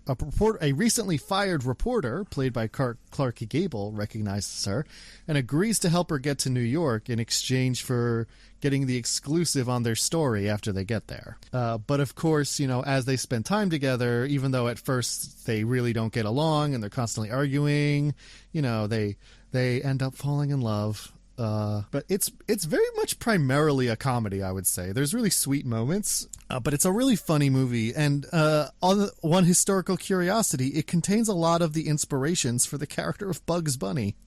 Oh. Because the Clark Gable character is very quick-witted and tends to out-talk people who start to catch wise to them. And then also in one scene, while he's saying sarcastic quips to her character, he's munching down on a carrot. Oh. Yeah. Wait a second. Is that where Bugs Bunny gets it from? Yeah, that was a deliberate reference. Like, literally, one of the main creators of Bugs Bunny later talked about how he watched that movie and like based some of Bugs' mannerisms on Clark Gable in that movie. That is so funny because they're just like, because I would assume rabbits like carrots, which I'm sure they enjoy, but they're not like their favorite. And I feel like if you had a rabbit over and then it was like, you were like, here's a carrot, and he was like, okay, let me guess, you watch Bugs Bunny, right? Yeah, well, it's not all rabbits are like that. It's you actually feel like a real fool. Yeah, I mean, rabbits will eat carrots, but it's definitely not like their favorite food. And also, you really shouldn't feed them too much because it's not that good for them. Yeah, it's like milking cats. They're mostly lactose intolerant, but just like cartoons do it. So you're like, I guess they like this. I don't know. Right. So that's where the whole rabbits and carrots thing came from. Is this guy based Bugs Bunny on Clark Gable, and It Happened One Night. So like, can rabbits die for eating too many carrots? If you're not feeding them anything else, yeah. So do you think Clark Gable is like, this will probably kill a couple of rabbits? And he just started eating that carrot? There's an urban legend. There's one scene where he's undressing, because there's this running joke in the movie where they only ever get like one hotel room because he's poor and she only has a little bit of money on her because she ran away. So they set up a blanket between their two beds every night so they won't see each other. But the first time she doesn't want to go along with the plan at all, so he just starts undressing in front of her like, well, you better go soon before I whip it out because that's going to be awkward. That's not how he puts it, obviously, but that's the subtext. That's what the remake will do. Like, it's coming. Look out. He's undressing, and when he takes off his dress shirt, he does not have an undershirt on underneath. So you see his bare chest. This is before the Hays Code, and movies weren't allowed to do this kind of thing. And so obviously hint at the fact that these characters were going to bone. Mm-hmm. He didn't wear a dress code because it really interrupted or not a dress code. He didn't wear an undershirt because it interrupted the flow of the scene, and taking off the undershirt made the lines flow awkwardly. Yeah, it's a tough thing to take off over your head and stuff. Unless you rip it in half, that'd be pretty cool. Yeah, but because of that scene, there's an urban legend. This is not actually true, but it's fun to say. I believe it. I actually heard it from someone before, so I think it's real. No, that's true. This next part, this next thing you're gonna say is true. I heard about it. It's true. Oh, okay. Yeah, I've heard whatever it is you're gonna say. It's actually right. True. Okay, well, I guess you heard it here first, folks. This urban legend is actually true. It's true. This is the Godzilla Truther part of the podcast. We have to start the conspiracy theory thing, you know? Clark Gable without a shirt was so hot that undershirt sales plummeted after the release of this movie because everyone was like, well, damn, we got to get in on that. Oh, no undershirt action. I mean, I could definitely see if this movie could kill a bunch of rabbits, it could also really hurt the undershirt industry. Mm-hmm. Do you think the articles were like, oh, millennials making undershirts go away? Probably complaining. Yeah, definitely. Millennials from the turn of the millennium in 1900, of course. Yeah, why wouldn't they call them that? Maybe every couple hundred years. Like, you know, there's a cycle. And they're like, why are we Gen Z? This doesn't make any sense. It's like, it's fine. It'll make sense in 100 years. So, what is it called again, this movie? It Happened One Night. It's from 1934, if you need a year to look up there. Nice. But yeah, it's really funny. If you enjoy romantic comedies and don't mind one hitting all the cliches because it invented the cliches, it's a very good one. Cool. I'm gonna recommend two things. Well, not recommend. I say one thing. I just got a excuse me. We film these on Wednesday, or record these on Wednesdays, so that's usually the day where I pick up comic books and have forgotten about the ones I already read. So I can't remember which ones I've already read, but I did pick up a book this week called Kill or Be Killed by Ed Brubaker. Interested to see how that turns out. He's like one of those guys that's written everything, but most notably he wrote the Winter Soldier storyline, like the original one of those. So I know this is separate from that, but it will be fun, and I will update with progress.